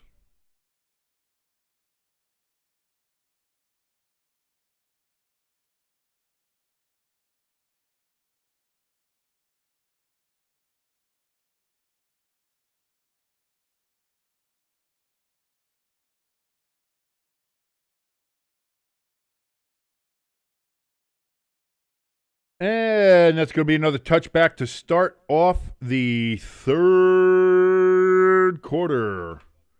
Bryce Young takes the field, and we're getting ready, ladies and gentlemen, for the second half. Panthers, Buccaneers.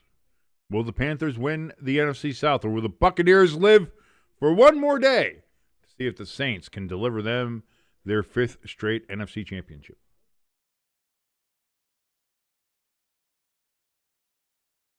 We're going to find out here shortly. So from the 35, Bryce Young under center.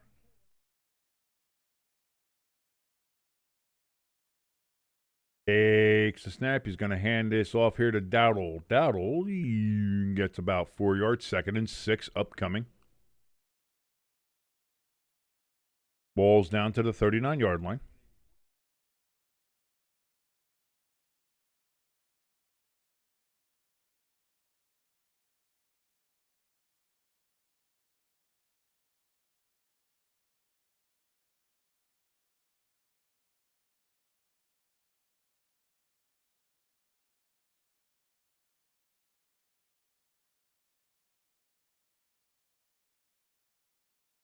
Bryce Young throws on 2nd down. It's going to be caught.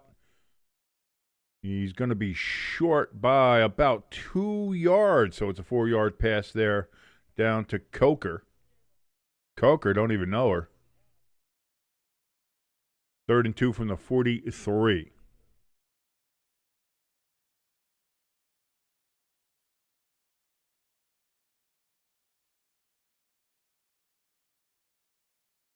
Panthers 0 for 3 on 3rd down conversions so far today. Can they change that here and get to be 1 for 4? Bryce Young looks, throws quickly. That's going to be incomplete. They're going to say, they say he caught it, but it's short. Did he even catch that? They're going to say Coker caught it for a yard. Ooh, that's close.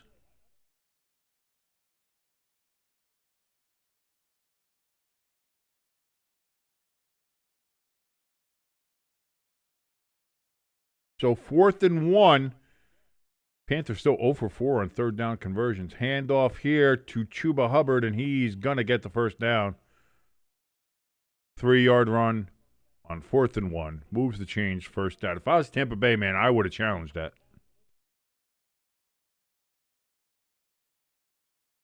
I may not have won it, but Todd Bowles is your coach. He's not going to use the timeouts correctly anyway. So who gives a shit?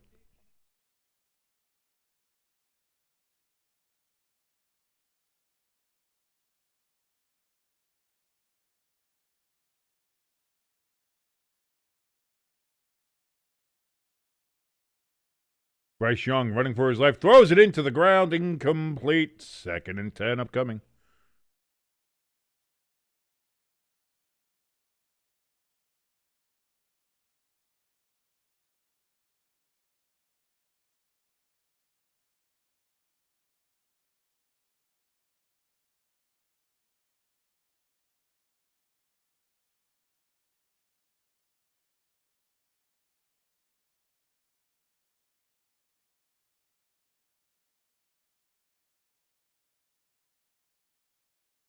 Second and 10.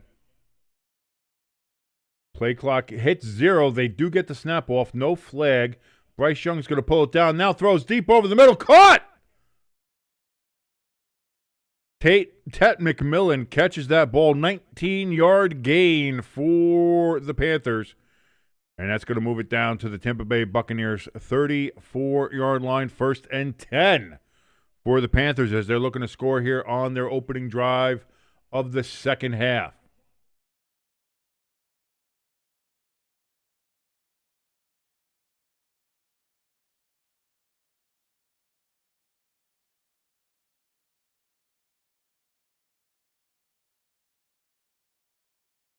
Right. Oh, boy. Bryce getting just rushed on. Incomplete pass.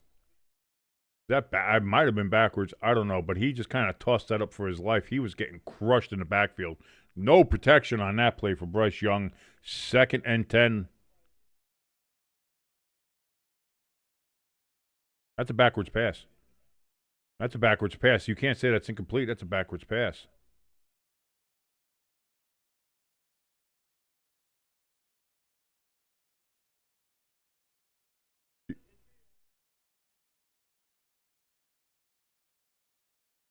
They didn't go out of bounds. What are you talking about?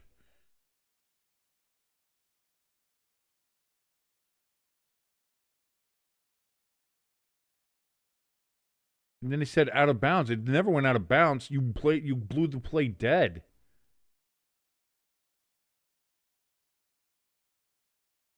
Either way, that's going to be marked down as a loss. 2nd and 17 now coming up for the Panthers after that.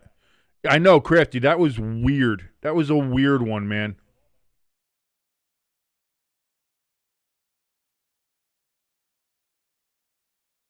Throw incomplete on 2nd and 17. 3rd and 17 now. 11-11 remaining in the third quarter. Make a wish. Crafty said earlier that the Bucs didn't challenge because they wanted a chance to get the turnover on downs. Yeah, but 4th and 2 is a more advantageous position on that than 4th and 1. And like I said, Todd Bowles isn't going to use the timeouts correctly anyway. So. It's not like you're losing anything. 3rd and 17 from the 41-yard line. Bryce takes the snap. He's back. He looks. He throws. It's going to be a short pass out of the backfield to Chuba Hubbard. 5-yard gain. And it's going to be 4th and 12. And it's going to be a field goal attempt here, I would imagine. A little bit of a wet field, but the field goal kickers so far on extra points and on field goal attempts, at least on Tampa Bay side, haven't seen bad. Ryan Fitzgerald, 24 of 28 this year. Longest field goal is of 57 yards. This is coming from the logo. 54-yard attempt for Fitzgerald. The snap, the hold, the kick. I don't know what that was, but that is no good. Was that blocked or was that just funked up? I have no idea. Either way, no good. Super short, super. Again, part of me feels like Was that blocked or was that not? Bryce Young complaining to the official about something on the sidelines after he's there. He's not sure. I'm not sure what he's talking about here. Let's see. The snap was good. The hold is good. The plant foot did a little bit of a slip, but nothing terrible, like not a bad slip. I mean, it just planted into a wet ground, I think. There was, I don't know. So not blocked or anything. It was just a really terrible kick. So now the Buccaneers get the ball 1st and 10 from the 44. The Panthers, after that drive, and they converted the 4th down, end up with no points. 10:27 remaining in the 3rd quarter. Crafty in the chat also saying on the previous play that was a backwards pass, said, yeah, the rest was. This is the massive problem when it comes to NFL officials is none of them know what any of the other ones are doing, and they all have the headsets now. They can all communicate with each other. Why is the official saying the ruling on the field is a backwards pass that went out of bounds when it never went out of bounds? Just say it was a backwards pass, play was whistled dead. However, it was a clear recovery by the offensive team, so therefore it is a loss of 7 yards or whatever it is, 2nd and 17 from that spot, and just go forward to that. Instead of saying like what he said, which is factually wrong. And now everybody at home is like, what are you talking about? Why would you say that?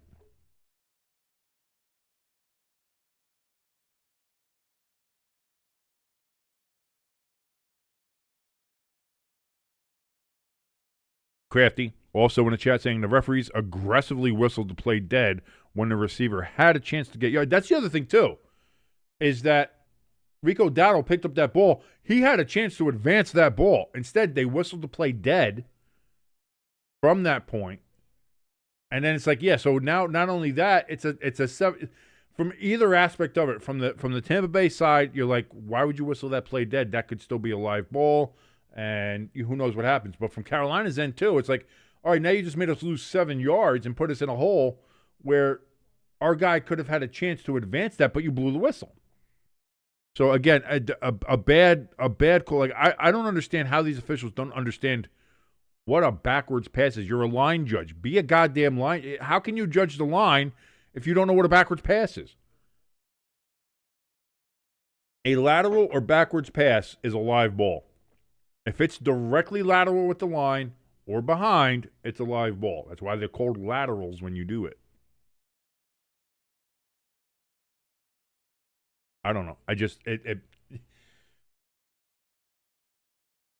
There needs to be a massive overhaul with the NFL officiating system, and they also got to pare down some of these rules, man. It's because you basically have to be a lawyer and a judge on a field while also trying to stay up with the action that is happening in the game. Like it's don't get me wrong, it's a lot to do, but you got to parse down some of these rules.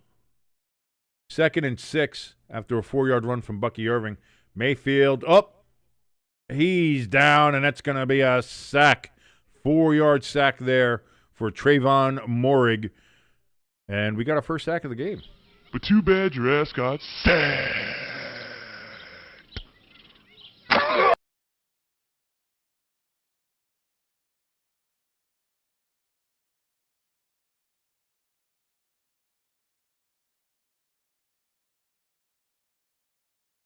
Crafty said, I could see watching that live. Yeah, me too. I said, that looked like it was backwards. 3rd and 10 after the sack now. Mayfield back, throws over the middle. It's going to be caught by Cade Otton, but he's going to be short by about 2 yards. 4th and 2. And it looks like they're going to go for it from the Panthers' 48-yard line.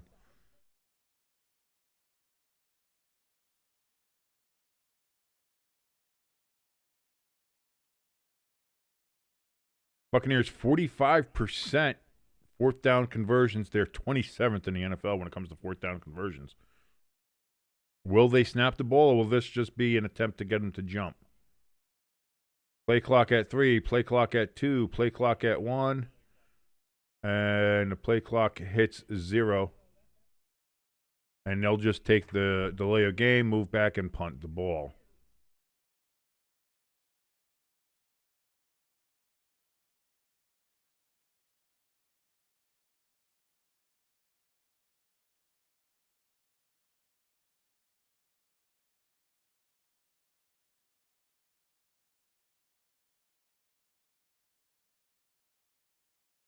So 8-14, and the Buccaneers are going to they're going to punt. They had a sack on that drive, but they're going to punt the ball away here. Goes from 4th and 2 to 4th and 7 with the delay of game penalty.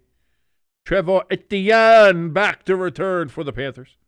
Riley Dixon ready to punt it away. Snap. Kick is away. That's going to be caught at the 6-yard line. Fair caught, and that's where they're going to end it. So 1st and 10 from their own 6 for the Panthers.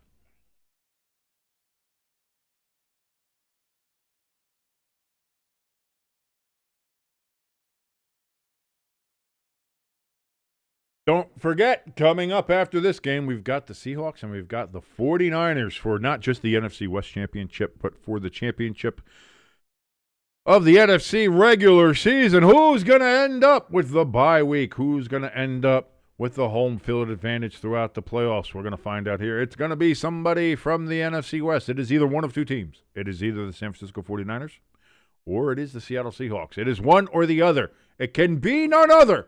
There can be only one.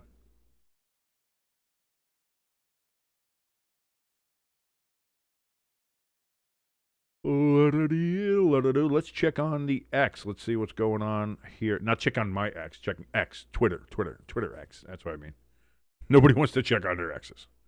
Unless you're a psychopath. In which case, seek help. That's not healthy. It's not a healthy thing to do. It's not a healthy thing to do.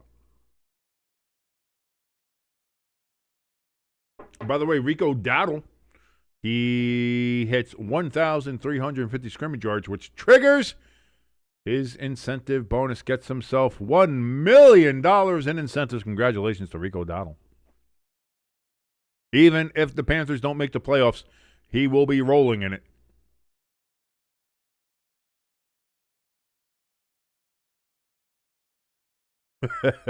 Brandon Perna. Our good friend over from That's Good Sports, he says, boy, another early whistle from the refs. Not like this Panthers-Buccaneers game could determine a playoff spot or anything. And agree on that. I think we've had that kind of conversation in here. Me, Crafty, Irish, ELS, everybody kind of had it. We've had these conversations all year when it comes to the officials. Just, not great. Not great.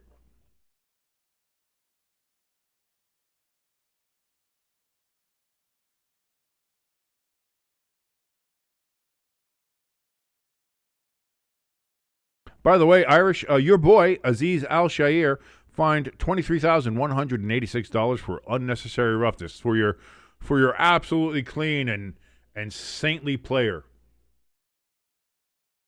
We've had this conversation about him, too. First and 10. They actually mark it at the 7. He caught it at the 6. Why did they give it to him at the 7? That's going to be a handoff to Chuba Hubbard, and that's going to be a loss of a yard. 2nd and 11 now from the 6. Ball don't lie. Ball don't lie. 7:50 and counting remaining here in the third quarter. Buccaneers have a 13-7 lead over the Panthers as it currently stands.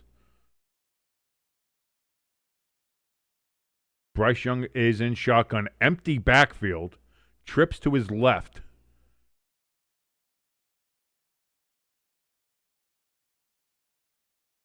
Takes the snap. Does Bryce. He's back in his own end zone. He looks. He throws. Boy, it was way out in front of Chuba Hubbard. He makes a catch, but doesn't even attempt to get back up afterward. We've got a flag down.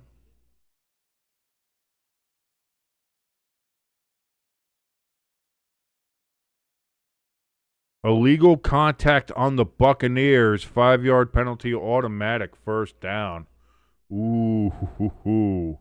So that's going to give the Panthers a fresh set of downs. Still only from the 11, but what could have had the Panthers in a really bad spot there.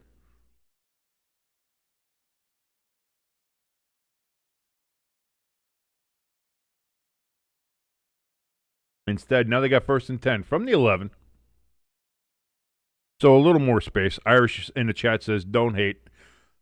I I'm not hating. I'm just simply stating the facts when it comes to Azeez Al-Shaair. That's all. That's all. That's all. That's all. All I'm doing is stating fact. Fact and statistics. Throw to Trumbull, and that's going to be a first down for the Panthers. 13 yards. Tommy Trumbull with the reception. And just like that, because of that Buccaneers penalty, now the Panthers are up at their own 24-yard line. This drive started at technically the 7, but they were back at the 6, facing a 3rd and long after a short pass. But a illegal contact penalty on the Buccaneers gave them a fresh set of downs, and now the Panthers have taken advantage of that. Hubbard with the carry, gets 5 yards straight up the middle. 2nd and 5 from the 29. 6:28 remaining here in the third quarter. Hi, Peppa Jack. I miss you. What kind? Oh, okay.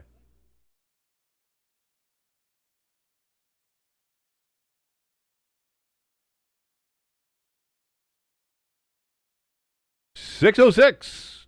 2nd and 5. Bryce under center. This is going to be another handoff to Chuba. Chuba gets about 3 yards, and it's going to make it 3rd and short. 3rd and 2 from the 32.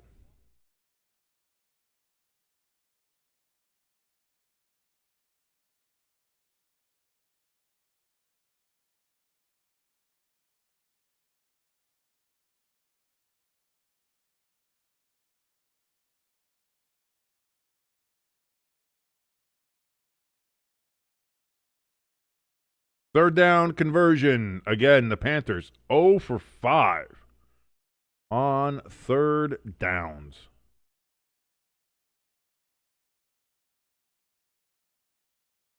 Bryce takes the snap. Boy, he's looking. He's looking for anybody. Throws. Wide open. Caught. Tech McMillan down the field into Buccaneers territory. First down, Panthers.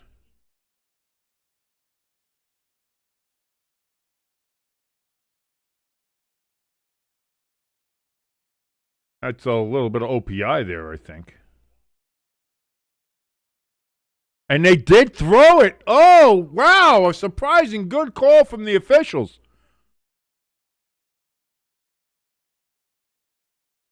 Unbelievably good call here from the officials, as you saw early on in the play, where Ted McMillan pushed the receiver away like that.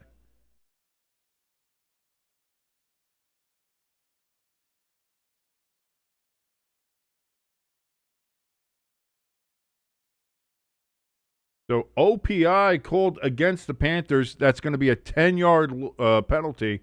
Makes it 3rd and 12 now.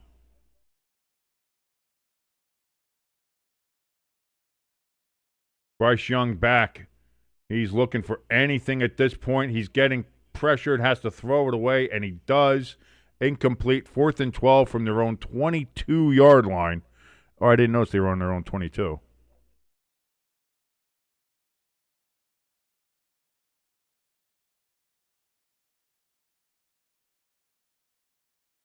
I can't believe the new setup I have here kind of cut Taylor off. We can get her back. There we go. Hey Taylor, how you doing?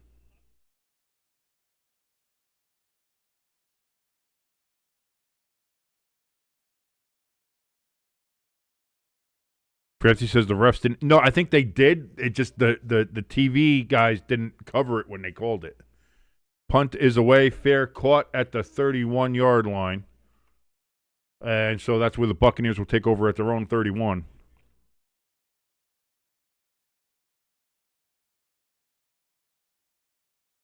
I thought that should have been so, because they call these penalties on the defense so often for what is really nothing. Like, I'm glad that finally the offense got a little taste of what it's like. Good for them. On that, as a defensive-minded guy as I am, I'm glad to see that finally the offense get held to task. Like, hey, listen, you can't just continually, put your hands on the defensive guys and get away with it. Like, you just can't do it.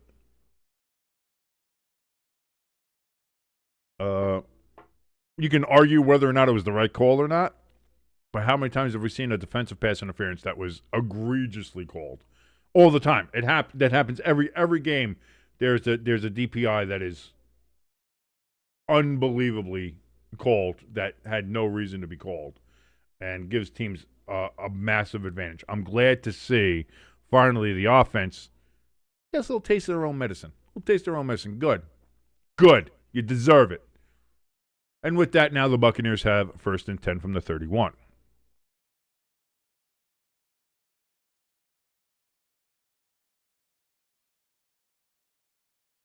So there we go. There is 4:30 remaining in the third quarter. Buccaneers still lead 13-7. This is Stay Tuned Sports.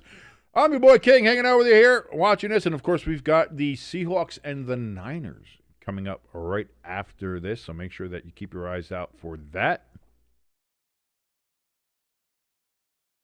Crafty says, looked like mutual contact. When he pushed off, he pushed his head. And not only that, so it's kind of, it's first of all, it's hands to the face. And it's pushing off. He pushed off on him to create separation. That's technically OPI. So I'll go with that. And like I said, how many times have we seen bad DPI calls? So even if you think that's a bad OPI call, I'll take it. Crafty says, Chargers fans wondering where that ref approach was last week. I agree. So are Colts fans.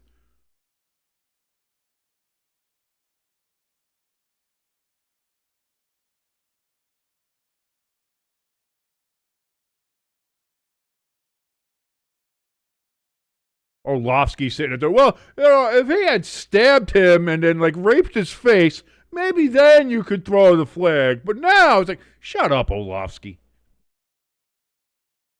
Darren Orlovsky, Oshevsky, whatever he can really just shut the fuck up. I'm trying to curse less. Sorry, everybody.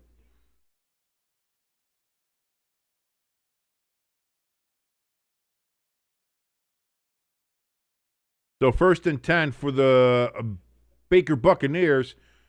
That's going to be thrown, caught, and that's going to be a gain of 8 yards. Throws it to Emeka Egbegbu. With the catch there. What you need, Pepper? Oh, I thought you came out of it or something. Okay. Guys, if you need anything, let me know. I love you. So 4 minutes now remaining even, and the clock is running. 2nd and 2. Baker under center. From the 39, it's going to be a handoff here.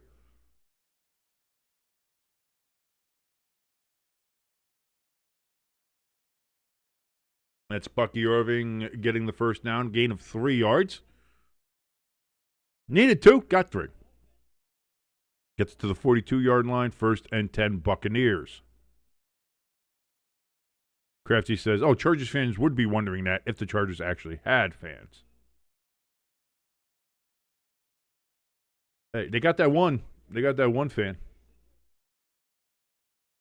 That one fan. What's her name? Scuba Steph? Whatever her name is. They got one fan. Look at Bucky putting in the work there. Ducking, diving, weaving. Dodge, duck, dip, dive, and dodge. And he got himself a gain of 6 yards. 2nd and 4 upcoming.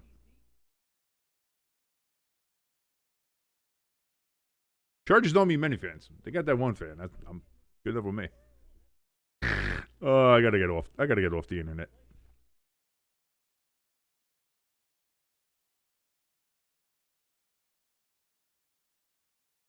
Baker.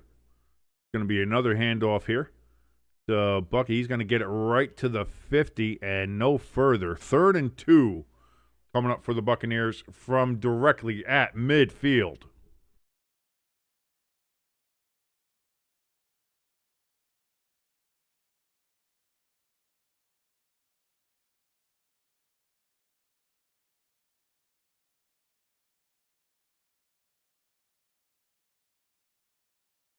Going to be another handoff to Bucky. He's going to be real close. They're going to give it to him. It is a first down. They do say it's a first down at the Carolina 48-yard line. Moving the chains are the Buccaneers, and they are keeping this one on the ground.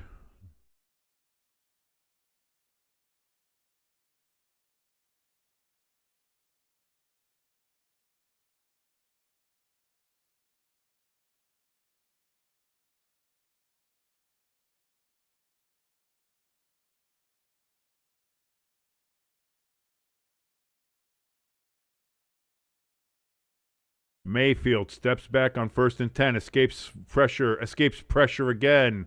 Now throws down the field. Oh!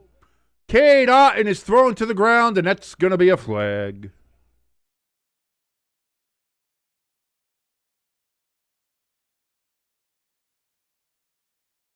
And now they're trying to say it's not PI on the Panthers. Is this announcing crew?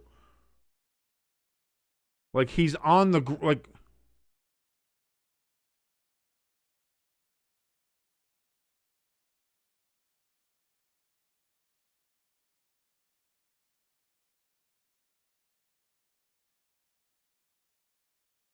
Crafty says, I love how she's just known as the Chargers fan because there's never concern about confusing her with another one. So because of that penalty, 1st and 10 at the 35 for the Bucs. Handoff to Tucker, and that's going to be a loss of a yard.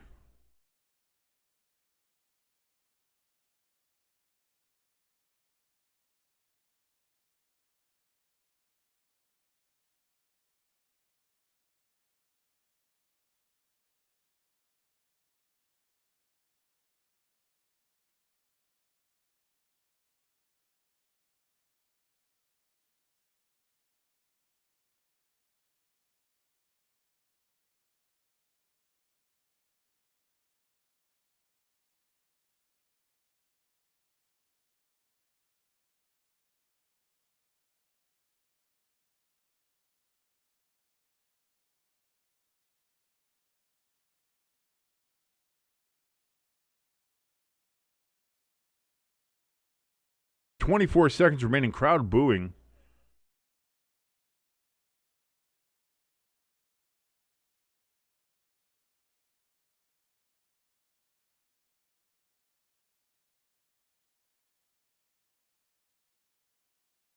Third and 8 upcoming from the Carolina 33. When we start the 4th quarter, sorry, I was looking up scuba stuff there for the Chargers. Let's look at all that stuff. Anyway, ladies and gentlemen, we've hit the 4th quarter, ladies and gentlemen. 4 quarters we've hit here. And if you've ever gone to a game, you see on the sidelines, the coaches, the fans, the players, they all put the 4s up. Why do they put the 4s up? Why are you putting 4s up? Why are you putting 4s up? Because they're there to show their commitment for all 4 quarters. They're there to play every single down, every single snap, and that's what we're here to do as well. We're here for all 4 quarters. So, ladies and gentlemen, if you wouldn't mind, get your 4s up as we have there. See, even Taylor's got her 4s up here for us. She's got her 4s up. Get your 4s up as well. There we go, Taylor. Let's get Taylor a little better position here. There we go. Taylor's got her 4s up. You can get your 4s up as well in the chat. Put them up. You want to do Roman numerals. Irish does Roman numerals. Crafty does his with emojis. You can do yours any which way you want to. Just get the 4s up because you're here with us all the time for all 4 quarters.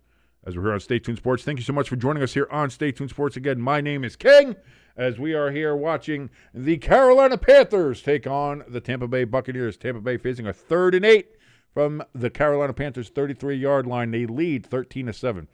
If the Buccaneers win, they still have to wait to see what happens with the New Orleans Saints tomorrow to see if they will go ahead and advance to the playoffs or if Carolina will win the division. If Atlanta wins, Carolina wins the division, even if Tampa Bay wins today. If Carolina wins today, and it's all a moot point. Carolina wins the division. It's all done and dusted right here, right now. So we will see what happens.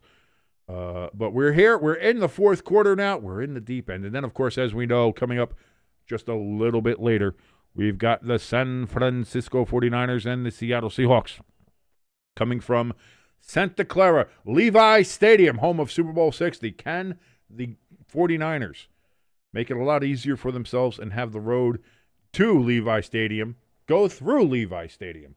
We will find out in just a little bit here as that game will start at 8 o'clock. Speaking of which, I probably got to get ready to post that. So let me get all that stuff ready.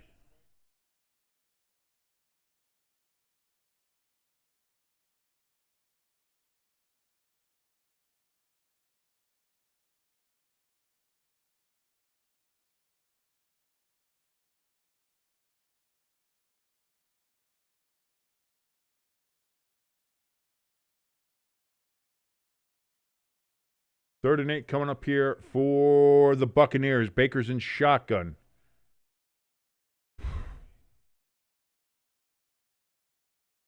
Got trips to the right. Baker takes the snap. He's back. He's just scrambling for it now. He's just running. He's going to get a 3-yard gain. But that is it. 4th and 5 from the 30 coming up here for the Buccaneers. And it looks like they will go ahead and settle for a field goal.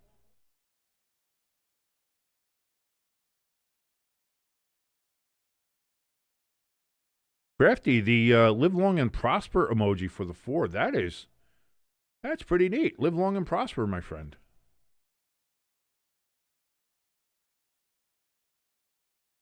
"48-yard attempt here for the Buccaneers.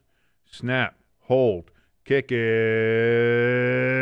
going to get through. It's good. And the Tampa Bay Buccaneers, they take a 2-possession lead now over the Panthers, 16-7. I almost said 16-14. I don't know why I'm saying that. 16-7 is the score here.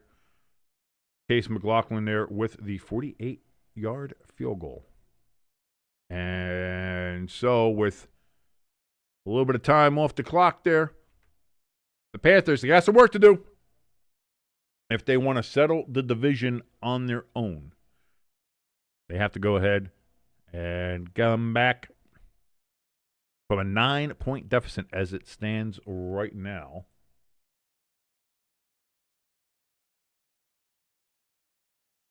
Let's go ahead and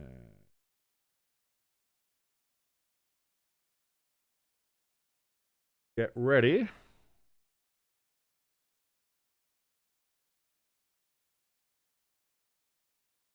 Getting everything prepared. It's easy to do if you just stare.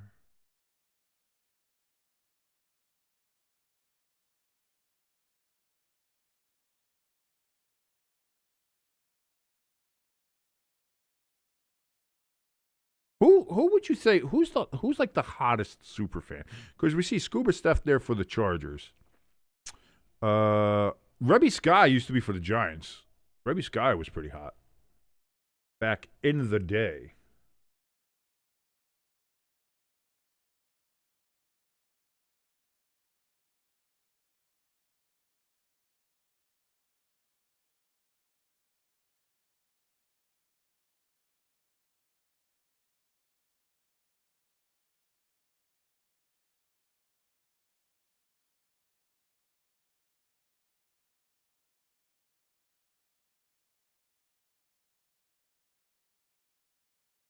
La-da-dee-la-da-da-doo.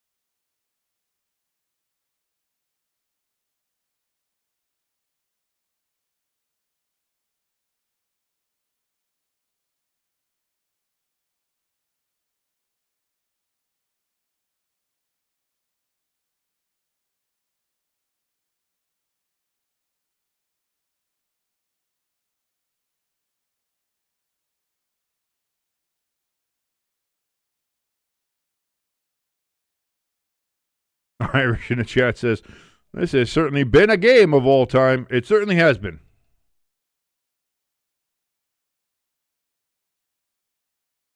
But it's the last week of the regular season, so inject all the football you can right into my veins. Like I live in Portland. Like I live in Portland and I have an open air drug market. Inject football directly into my veins. Another touchback here, as the Buccaneers are saying, we are fine with giving up field position. We are not letting them return the kicks at all today. So from the 35-yard line, 1st and 10 for the Panthers. Bryce, he's going to be able to throw, and he connects to Jalen Coker for a 3-yard gain. 2nd and 7 upcoming for the Panthers. We are below now the 14-minute mark. Panthers down 9 points, so 2 possessions. They've got 1 touchdown that only came off of a Baker Mayfield interception that set the Panthers up in the red zone already. Since then, they have not really been able to get anything moving on offense.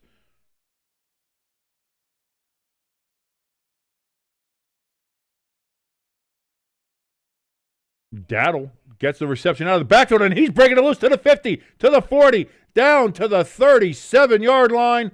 First down, Carolina, all the way down to the Tampa Bay 37-yard line. That's a 25-yard gain for Rico Dowdle on that short little screen pass out of the backfield. Buccaneers had a chance to pull him down in the backfield, missed that. And, well, that's the problem. If you miss a tackle there, 25 yards later, they were already set up deep into Buccaneers territory. 1st and 10, 37-yard line. Bryce in shotgun. He takes the snap, throws. That's going to be caught. 5-yard pass there to Xavier Leggett. Or Xavier Leggett. I don't know. I say Xavier. I like saying the X. Crafty says, surprised the refs didn't throw a flag on that one.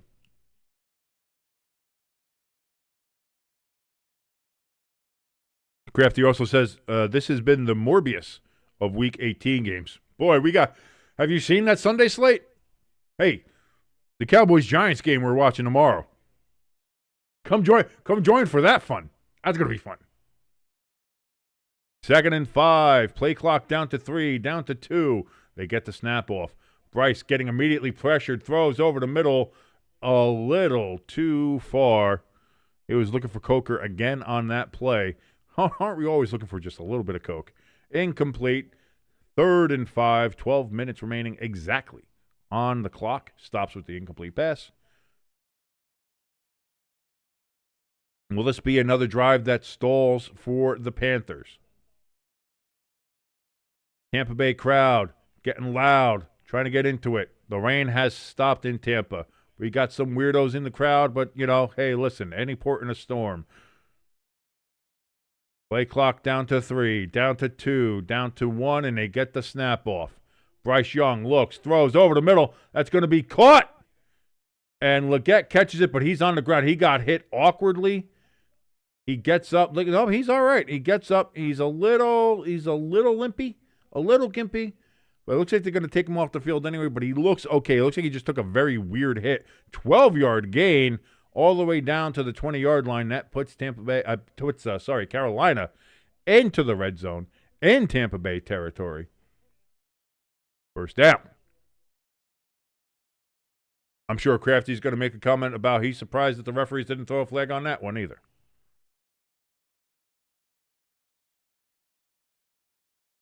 Carolina is taking his play clock down. Oh, they were going for a flea flicker. They missed it. It's a fumble, and I think the Buccaneers got it. Oh, the Panthers tried to get cute, and it backfired. Dowdle slipped on the wet field, fumbled the ball on the flea flicker attempt, puts it on the ground, and Tampa Bay recovers. Oh, no. Disaster class for Carolina.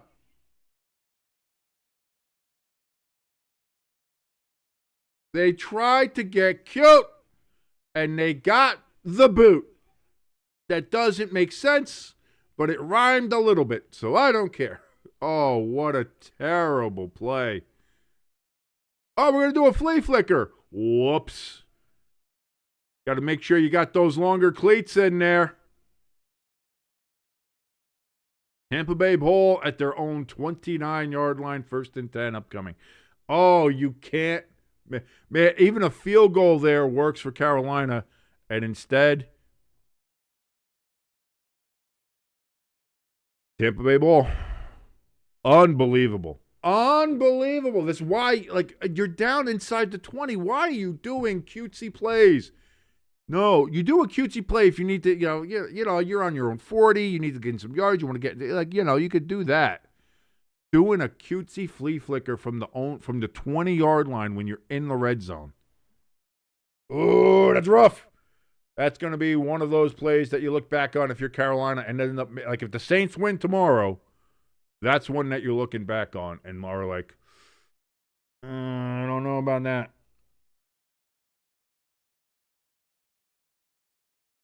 I don't know about that. That's when I think you're definitely looking back on it, just like, I don't know if that was the correct call.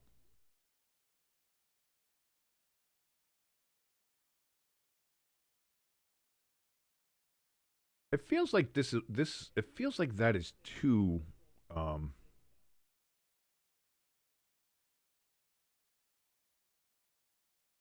it's a shame that that's as wide as I want to make that thinner. I can't make that thinner. I might make that thinner. Let me see.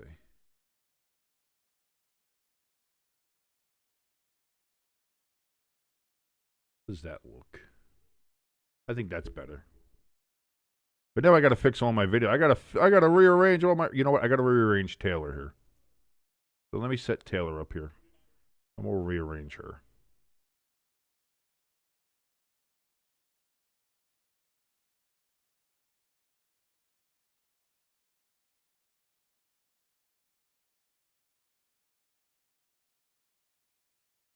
There we go. We fixed Taylor. She's fine. Bucky Irving with the carry. Good for 4 yards. 2nd and 6 upcoming now.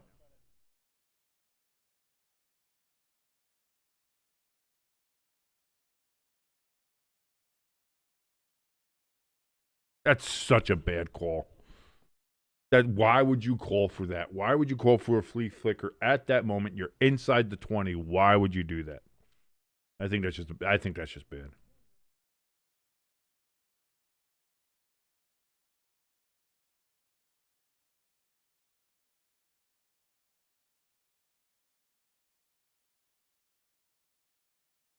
Baker, 2nd and 6, throws, caught, and into the Panthers side of the field. Oh, no, they're going to mark him at the 50. I thought he got passed in there, but they're going to say 17-yard pass. Tez Johnson with the reception for the Tampa Bay Buccaneers. Yeah, I thought he got to the 49. I think they're on the Panthers 49. I don't know why that says they're on the 50. I think they got to the 49. No, they marked him at the 50. Again, I don't know how the refs spot these goddamn balls. Baker, 13 of 18, 163, 1 touchdown, 1 pick in this game. Hand off to Bucky. He's going to get 3 yards, 2nd and 7. The most important thing here for the Buccaneers is the clock. Run that clock. 9:26 and counting. Buccaneers got to be a couple of clock suckers here. As we talk about all the time, when you get to this point of the game, you've got to be a very good, very well-seasoned clock sucker.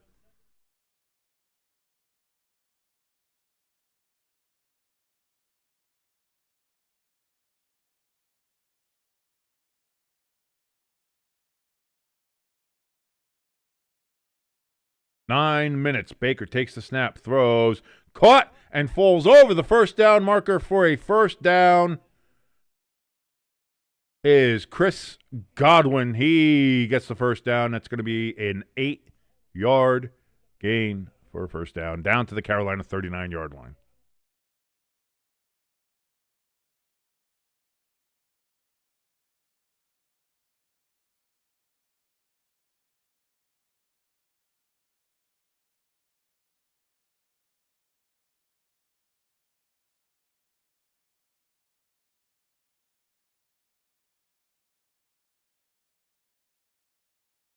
Handoff to White.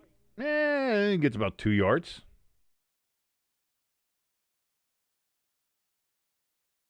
What matters there, of course, they're only going to give him a yard for Rachaad White. But the important thing is the clock keeps running under 8 minutes now.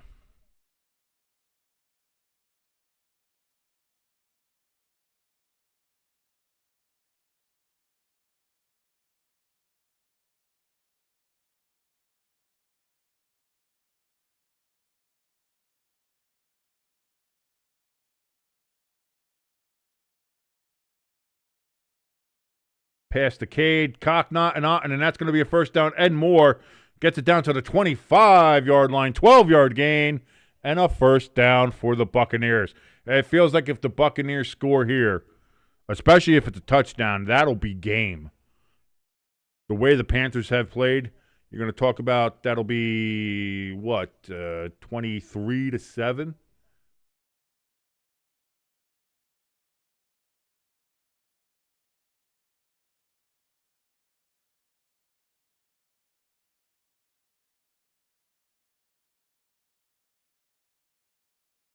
Panthers would need 2 touchdowns and 2 two-point conversions to even tie. I don't know. Oh, we got a whistle before the play even happens. We got flags.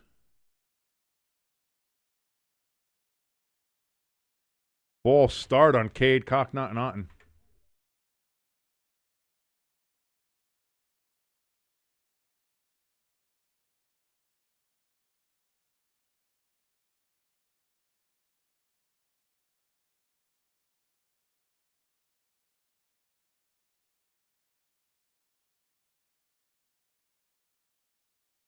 This game started off fun. It has kind of slowed down a little bit. I'll agree with you. The chat's kind of slowed down. I've kind of been.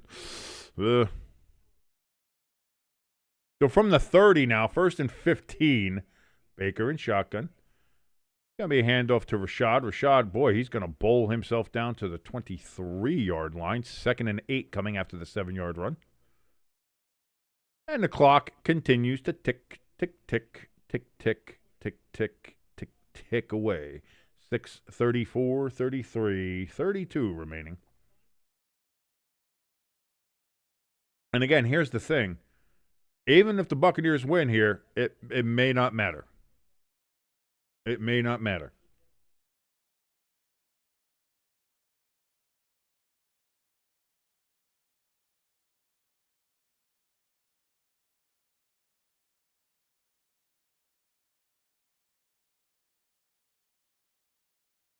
Handoff, and Rashad's going to get himself 3 yards. 3rd and 5 upcoming. It was 2nd and 7, right? And how does it get 3rd and 5? I don't know. Either way, 3rd and 5 from the 20.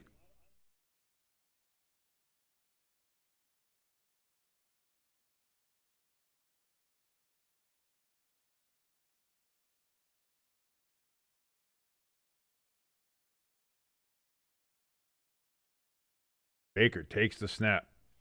Oh, boy. He steps up, then steps back. Avoids the pressure. Pump fakes. He can't avoid pressure. Now he still go. Now he throws. Now it's caught. It's going to be about a yard short. They're going to say he did catch it. He's about a yard short. So it's going to be 4th and 1. They're going to mark him about a yard short. Carolina's 16-yard line is where he's been marked. 4-yard pass there to Cade, Cocknott, and Otten.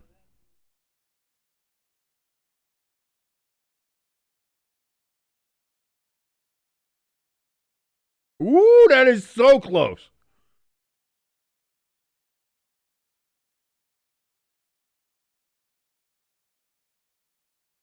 If I'm Carolina, I throw a challenge like, what do you got to lose? You gotta throw it. That's close. It's right on the white. It's close. And this is your season. Even if it's not over, like you need to do it. You absolutely have to.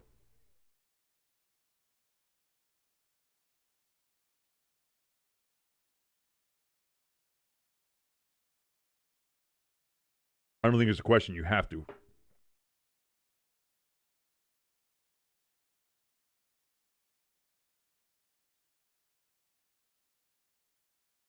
You'd have to see really down the line because that's close. It looks like it's right on the white. What do you think? Is he in? Is he out? Did the foot touch the white? Will it be 4th and 1, or will it be, what was it, 4th and 5?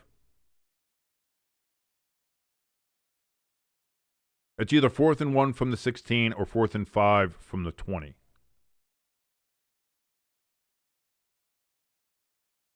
What do you think?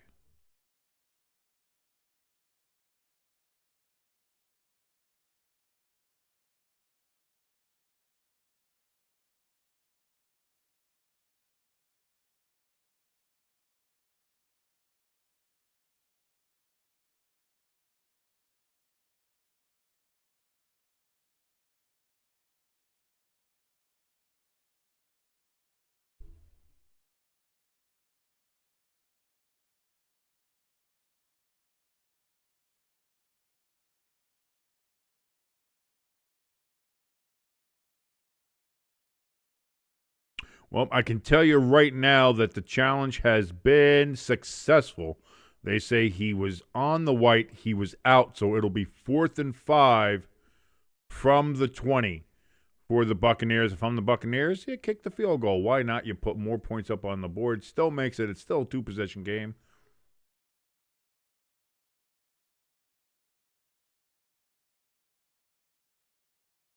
And it's a 2-touchdown game at that point. You know what I mean? So you don't even, I think you're fine. I think you're fine.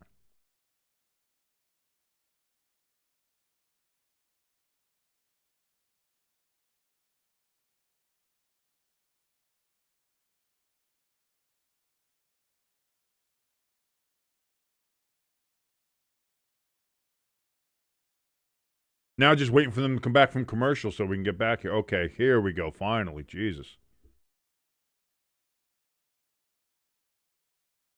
Yeah, just barely. Just barely.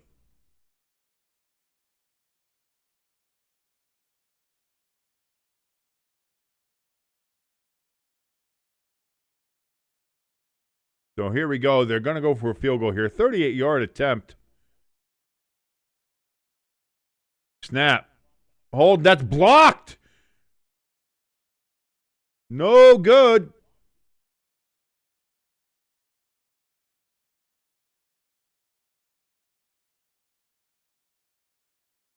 And with that, still remains just a 2-possession game, but a field goal and a touchdown will do well here for Carolina. In fact, it would do well. They would win the game. It was kind of a bad snap. The hold was good, and then the kick came. It wouldn't have been bad, but it was just a little too low. Carolina got a hand on it, blocked it. So now it's Carolina ball.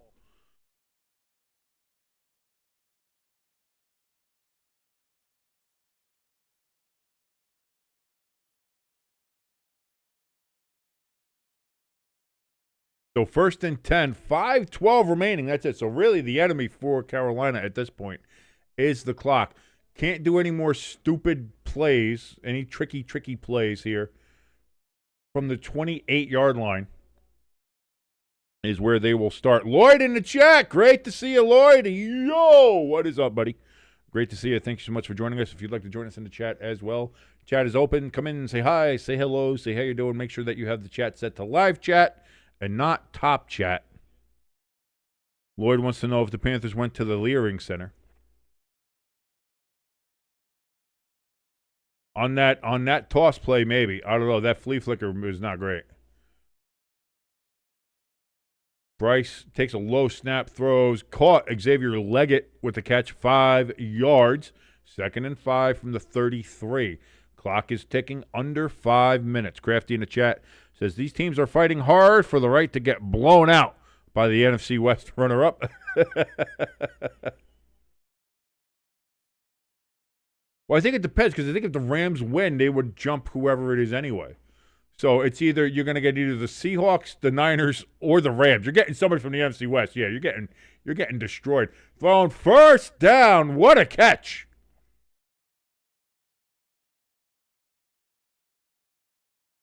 That Tremble? Yeah, that was the Tremble on the outside, and they get it down to about the 50-yard line. 1st and 10 for the Panthers, and he's out of bounds. Stops the clock, 4:36 remaining. 17-yard gain.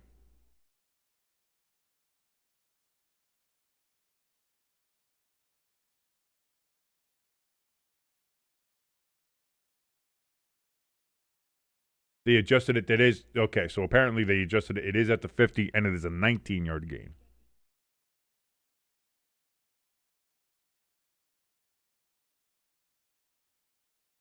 Crafty, I know what he meant, and if you got to read the news and knows what he meant.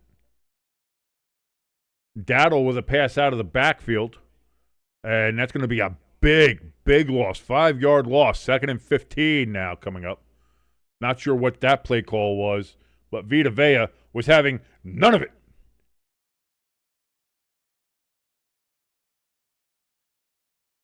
Look at that. Look at that big man. He said, no.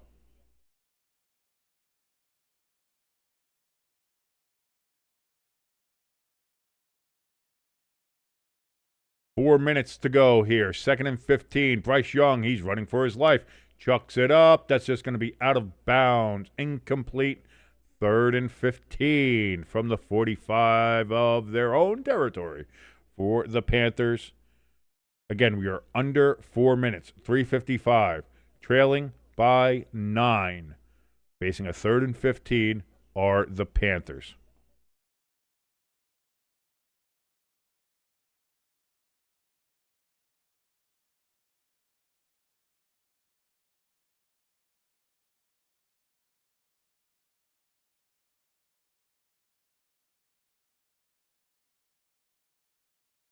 Bryce takes the snap, looks, throws, caught! But that's going to be well short. But you're in 4-down territory now, my son. You are in 4-down territory. Bryson Tremaine with the reception there. Perhaps the whitest name I have seen in quite some time. So now facing 4th and 8 with 3:30 remaining and counting in the fourth quarter. Down 9 points. Bryce Young and the Panthers trying to win the division outright tonight and say, screw waiting for tomorrow and screw counting on the Falcons to do their job. Play clock at 3, at 2, at 1. Play clock reaches 0, but they do snap the ball. Bryce Young just chucks it up down the field. Wide open. Caught. Ted McMillan gets it down into a goal-to-go situation here. They are down at the 8-yard line. 1st and goal. Carolina Panthers.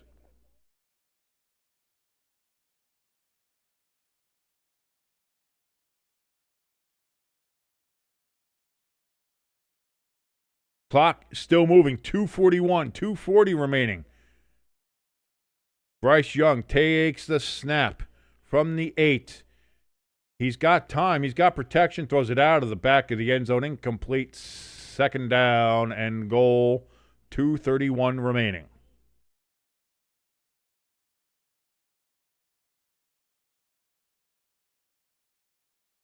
Crafty says, oh, I get the joke now. The Panthers should relocate to Minnesota. It's like free money, man.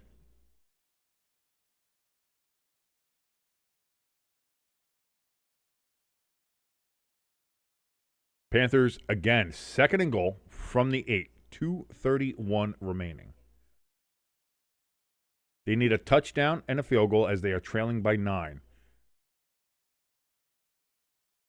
Young looks, throws. That is caught, and that is a touchdown by Coker. And the Panthers get a touchdown. It's not over yet. Jalen Coker with the 8-yard touchdown reception. Hell of a catch. Hell of a catch.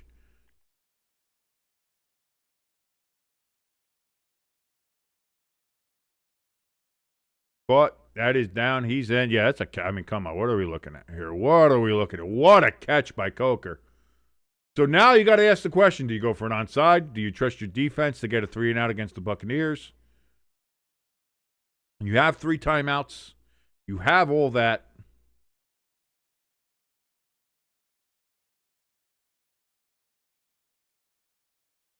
Extra point here. We'll make it 2 points.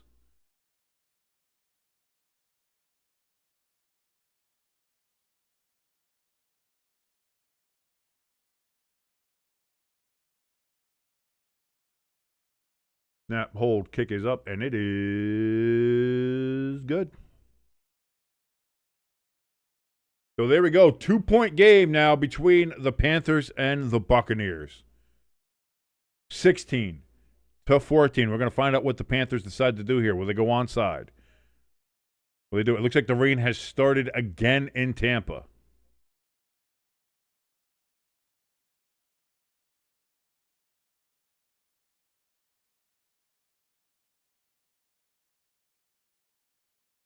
So now the question is, do you trust your defense to get a 3-and-out? And, I mean, the way Tampa Bay's been kind of calling these games, it feels like Todd Bowles is going to run backwards and kneel on the ball and just give it back to him anyway because he's a terrible coach and doesn't know how to clock manage.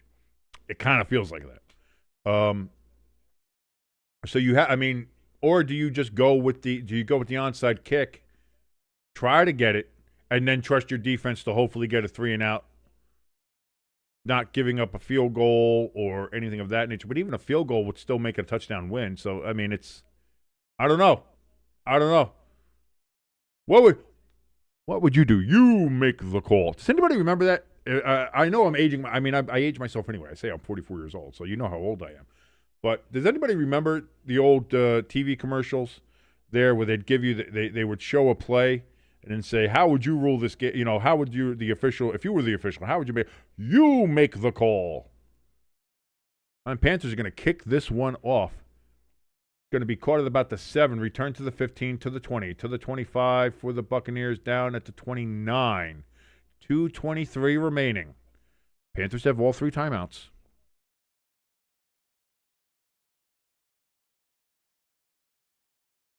That was a 22-yard return there for the Buccaneers.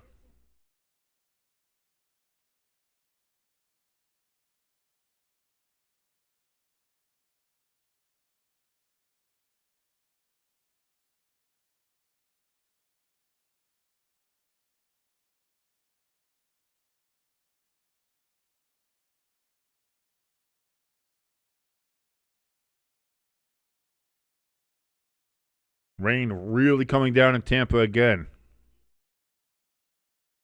Crafty says, that's okay. All the Bucs need is for Todd Bowles to run out the cool. Oh, yeah. That's going to be a handoff there to Bucky Irving. 3-yard gain. Carolina takes their first timeout, as we know they're going to.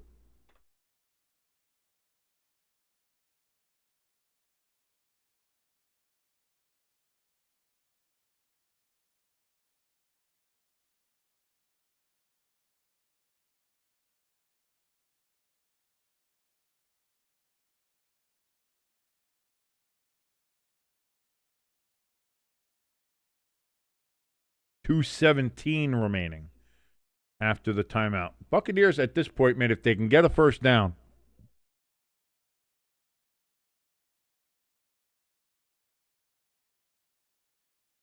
I think they'll be set up pretty well. Again, Panthers still have 2 timeouts and the 2-minute warning. Mayfield handoff. That's going to be a gain of 3 yards for Bucky Irving. 3rd and 4 upcoming.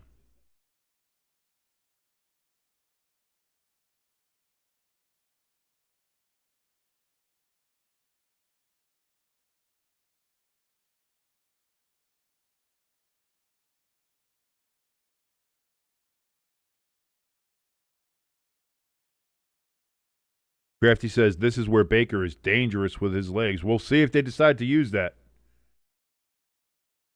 They changed it from 3rd and 5 to 3rd and 4. I was wondering. Okay.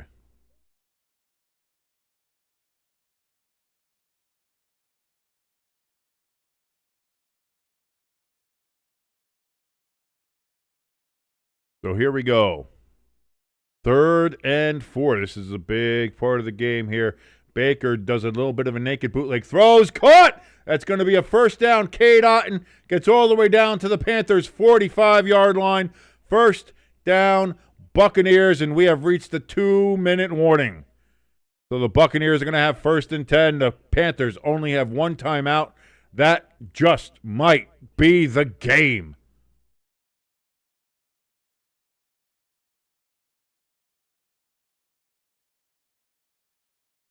I love naked bootlegs, man. Those things always tend not to work, whether you get a free pass or you can get to run the ball yourself. Naked bootlegs just work. They just work. It's like anything else that's naked, it just works. Crafty says Baker just saved Todd Bowles' job. From what we heard from Diana Rossini, whether or not the Buccaneers make the playoffs, apparently he's safe. Like, I don't know, man. When you go 1-7 in your last 8 games, and now they'll be 2-7 in their last 9 games, that shouldn't be. If they do win the division at 8-9, you're below 500 and still won your division. That's not. He won the division 5 times in a row. But if you look at how the Buccaneers have won this division, they've won this division, especially the last couple of years, because the rest of the division was absolute ass cheeks.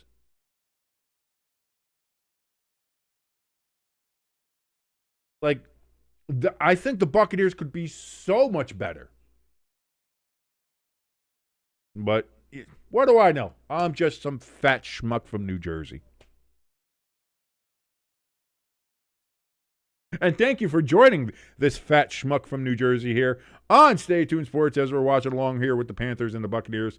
And it appears that time is just about to run out on the Panthers in this game, but maybe not for the season, as they will now, if they lose this game, which it looks like they are on the way to doing, they will have to become the biggest Falcon fans in the world as the Falcons take on the Saints at the Butthole Dome there in Atlanta as they take on New Orleans there. The Buccaneers, they're going to be the biggest Saints fans.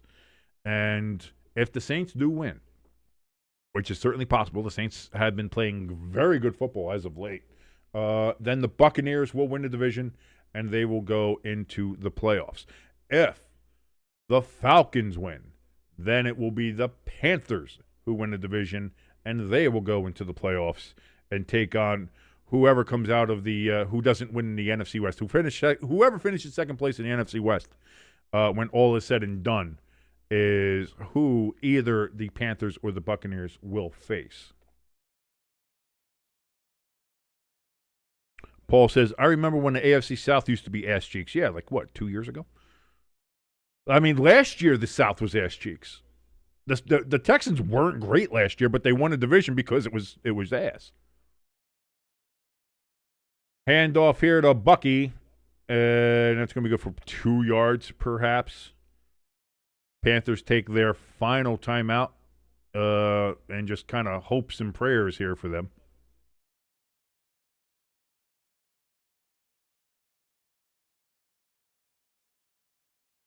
I don't know if that's exactly true because there's not. I mean, there are still some elements of that, but every year is such a high turnover in the NFL. Like, you can't sit there and still say, like, it's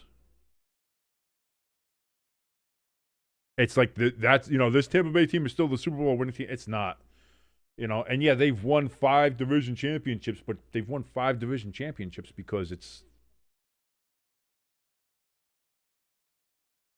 been an ass division.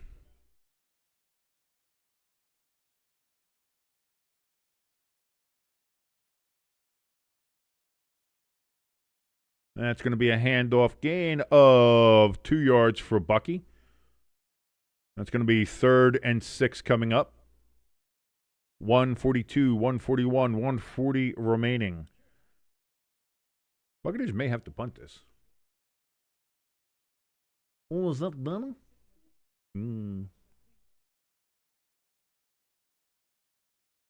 Crafty says the AFC South only just exploded over the past month or so. No, because you got to remember, the Colts were very good in the first half of the year, and the Texans were ass. The Jaguars were middling for a while. Then the Jaguars kind of got their feet under them. Really, it seems like after they blew the Texans game, the Jaguars have really kind of gotten better, which is weird, but that is kind of what happened there. Buccaneers take a timeout with 1:11. They milked the play clock all the way down as much as they could, so they take their first timeout.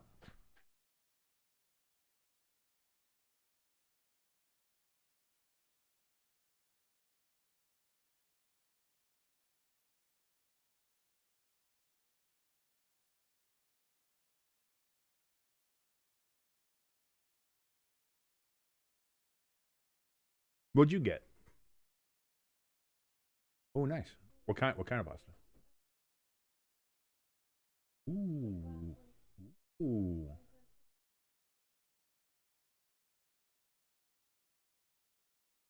All right, let's go. I like that. Nice. Hand off to Bucky, and that's going to be only a gain of about 2 yards. Going to bring up 4th and 4. So the Buccaneers are going to have to punt the ball away. Irish says, we were an ass. All of our losses happened in the last minute. You were ass. Your record was ass. C.J. Stroud didn't look great. The offense didn't look great. And the defense didn't play terribly great until about halfway through the year. So, no, you guys were ass. I'm sorry, Irish. I'm calling it as I see it. And you can hate me, and you can say I suck, and you can say all the terrible words you want to say about me, because they're probably true. But that's just the way I see it. 4th and 4. Buccaneers are going to go for it on 4th and 4. I guess they say, why not? No. Okay. And the clock hits 0. The flag is thrown. It's going to be...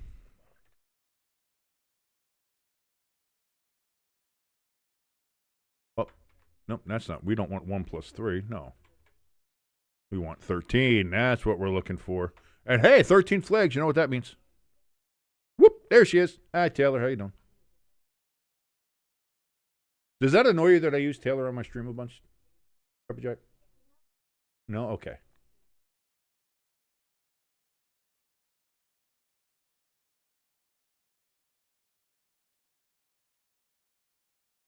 I will agree with that, Crafty, that the AFC South went from kind of how everybody thought of the NFC South. And now it became like, boy, the AFC South is now, I think, the dark horse in the AFC. A lot of people think either the Jaguars or the Texans can really make a run. Buccaneers take a timeout here. 26 seconds remaining. Not sure why we're doing all this song and dance here. Just punt the goddamn ball away, please.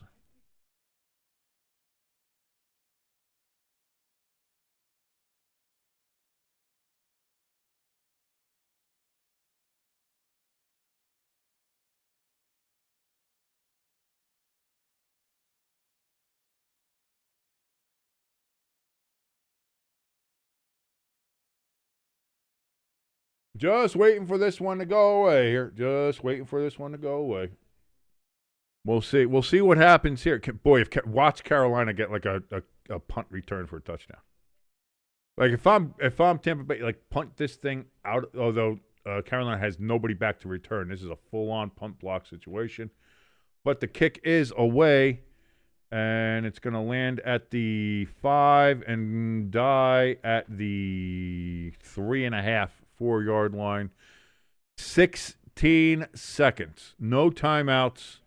1st and 10 from the 3. 97 yards from glory for the Panthers.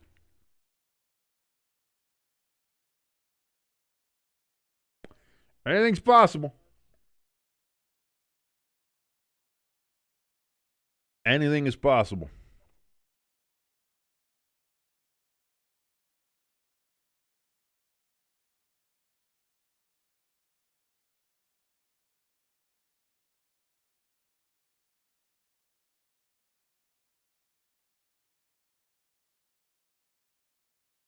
They moved it to 18. They went from 16 to 18, so there's 18 seconds left. Bryce from the end zone throws. That's going to be caught, but he's down in bounds, down at the 24-yard line. 23-yard line is where they mark him. 7, 6, 5, 4, 3, and Bryce Young throws it into the ground, clocks it with 3 seconds left.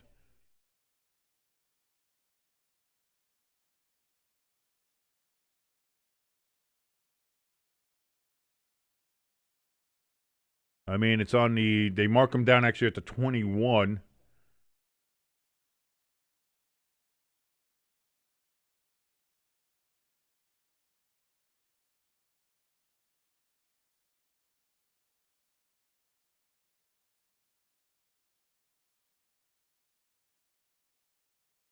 I don't think you can throw it 80 yards in the air. You're not Aaron Rodgers, Bryce.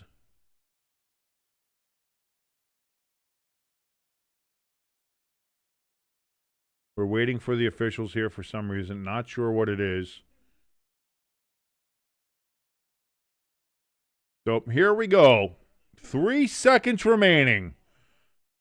Bryce Young takes the snap. He's back. He looks. He throws over the middle. It's caught, and we got the laterals beginning. We've got one lateral. We've got another. It's dropped. It's on the ground. It's a fumble. Tampa Bay has recovered. It's down by contact. Doesn't matter. Tampa Bay has defeated the Carolina Panthers 16-14, and they stay alive in the race for the NFC South. Now it all depends on what happens tomorrow. If the Saints win, the Buccaneers win the NFC South, and they go to the playoffs. If the Falcons win, then it is the Panthers who win the NFC South Either way, whoever wins the NFC South will be going with an 8-9 record, a below 500 record for a division champion who will get a home game against either the Rams or the 49ers, or I think maybe the Seahawks too. I don't know. It depends. One of those teams, one of those three NFC West teams are going to end up playing either the Panthers or the Buccaneers at either the Panthers or the Buccaneers. And that is where we will be. And we'll watch that game here with you on Stay Tuned Sports, so that'll be fun. But that's going to do it here for this game. Next up, it's a big one. It's for the NFC crown. It's for the NFC West crown, and it's for a first round bye. The San Francisco 49ers of Santa Clara at home, wearing their black rivalries uniforms, will be taking on the Seattle Seahawks in a battle of number 1 in my power rankings versus number 2 in my power rankings, and also, obviously, more importantly, the first round bye and home field advantage throughout the playoffs in the NFC. We're going to find out who wins that one. Thank you so much for joining us here, ladies and gentlemen, on Stay Tuned Sports. If you liked any part of this broadcast, please hit that like button, hit that share button, let people know this channel exists, especially with the Niners and Seahawks game coming up. And, of course, if you haven't done so yet, please hit that subscribe button as we're on the road to 1,000 subscribers and being monetized here on this great and glorious platform known as YouTube. You want to help us out in a little bit more direct fashion, we have a link for our donation station and our merch store down in the links below in the descriptions. Thank you so very much, ladies and gentlemen, for joining for this one. See you in a little bit. I believe the game starts at 8 o'clock. We will see you there